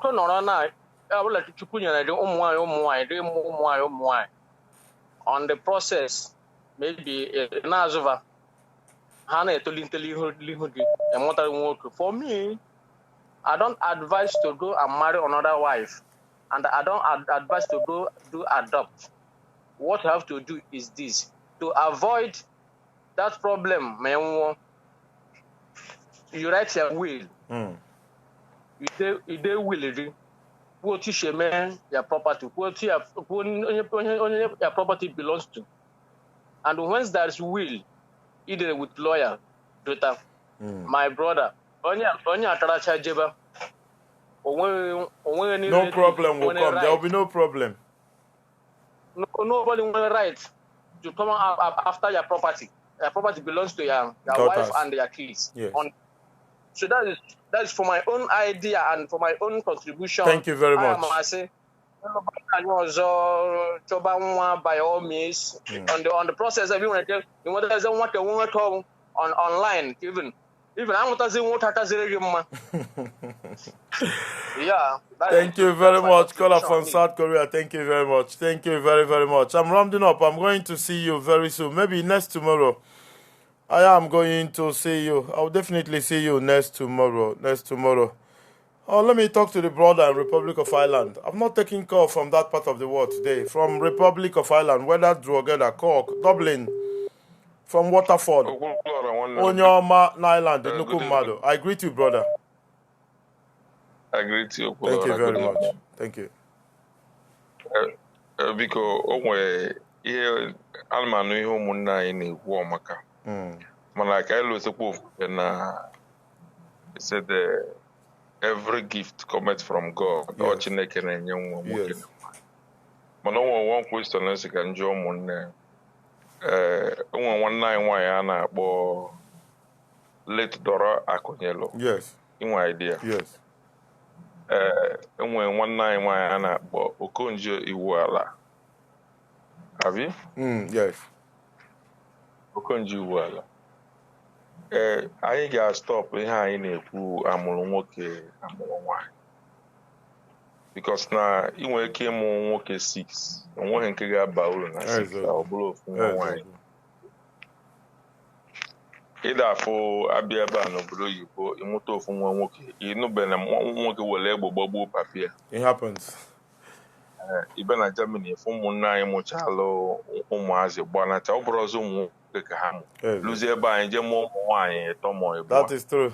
So ifugokwu ya ịbịa lụbatụbụ onye ọcha ime ịnụghị anụ ịgbapụ n'aba anyị jee mụtazi ụmụ nwaanyị na. So but we should change our view about ụmụazị a na-amụ amụ because they are gift from God. Ọnwụ Chineke nwere ka ọ bụrụ na gift onye from nwa nwoke ma ọ nwee ka ọ bụrụ from nwa nwaanyị.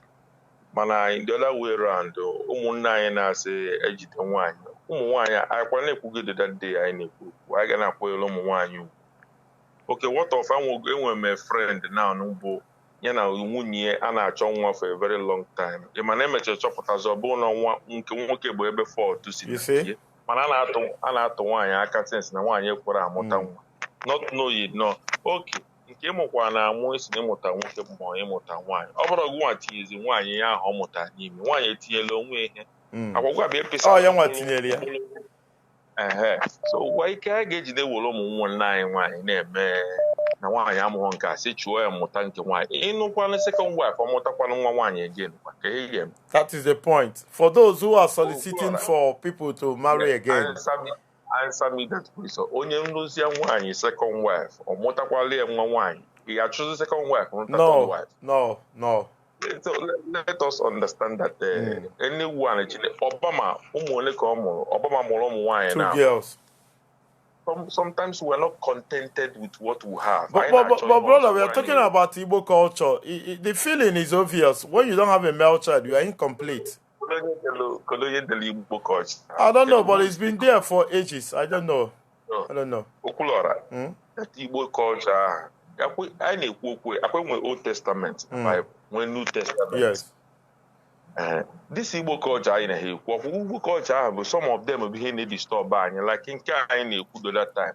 Nwoke ga-eje traditional marriage, nwoke ga-eje white wedding. Traditional marriage, white wedding. Some of these things they go with time. So, because you thank you very much. Thank you, bro. Thank you very much. Thank you very, very much, brother. I don't know our people. You need to understand joke. When somebody is being comical, you should stop attacking Mr. Edwin. Nobody hates each other. Don't be too serious. In life, sometimes you play. That is why sometimes I bring critical issue. And sometimes I bring comical issue. Edwin is not insulting anybody. He's joking. Likewise myself. Even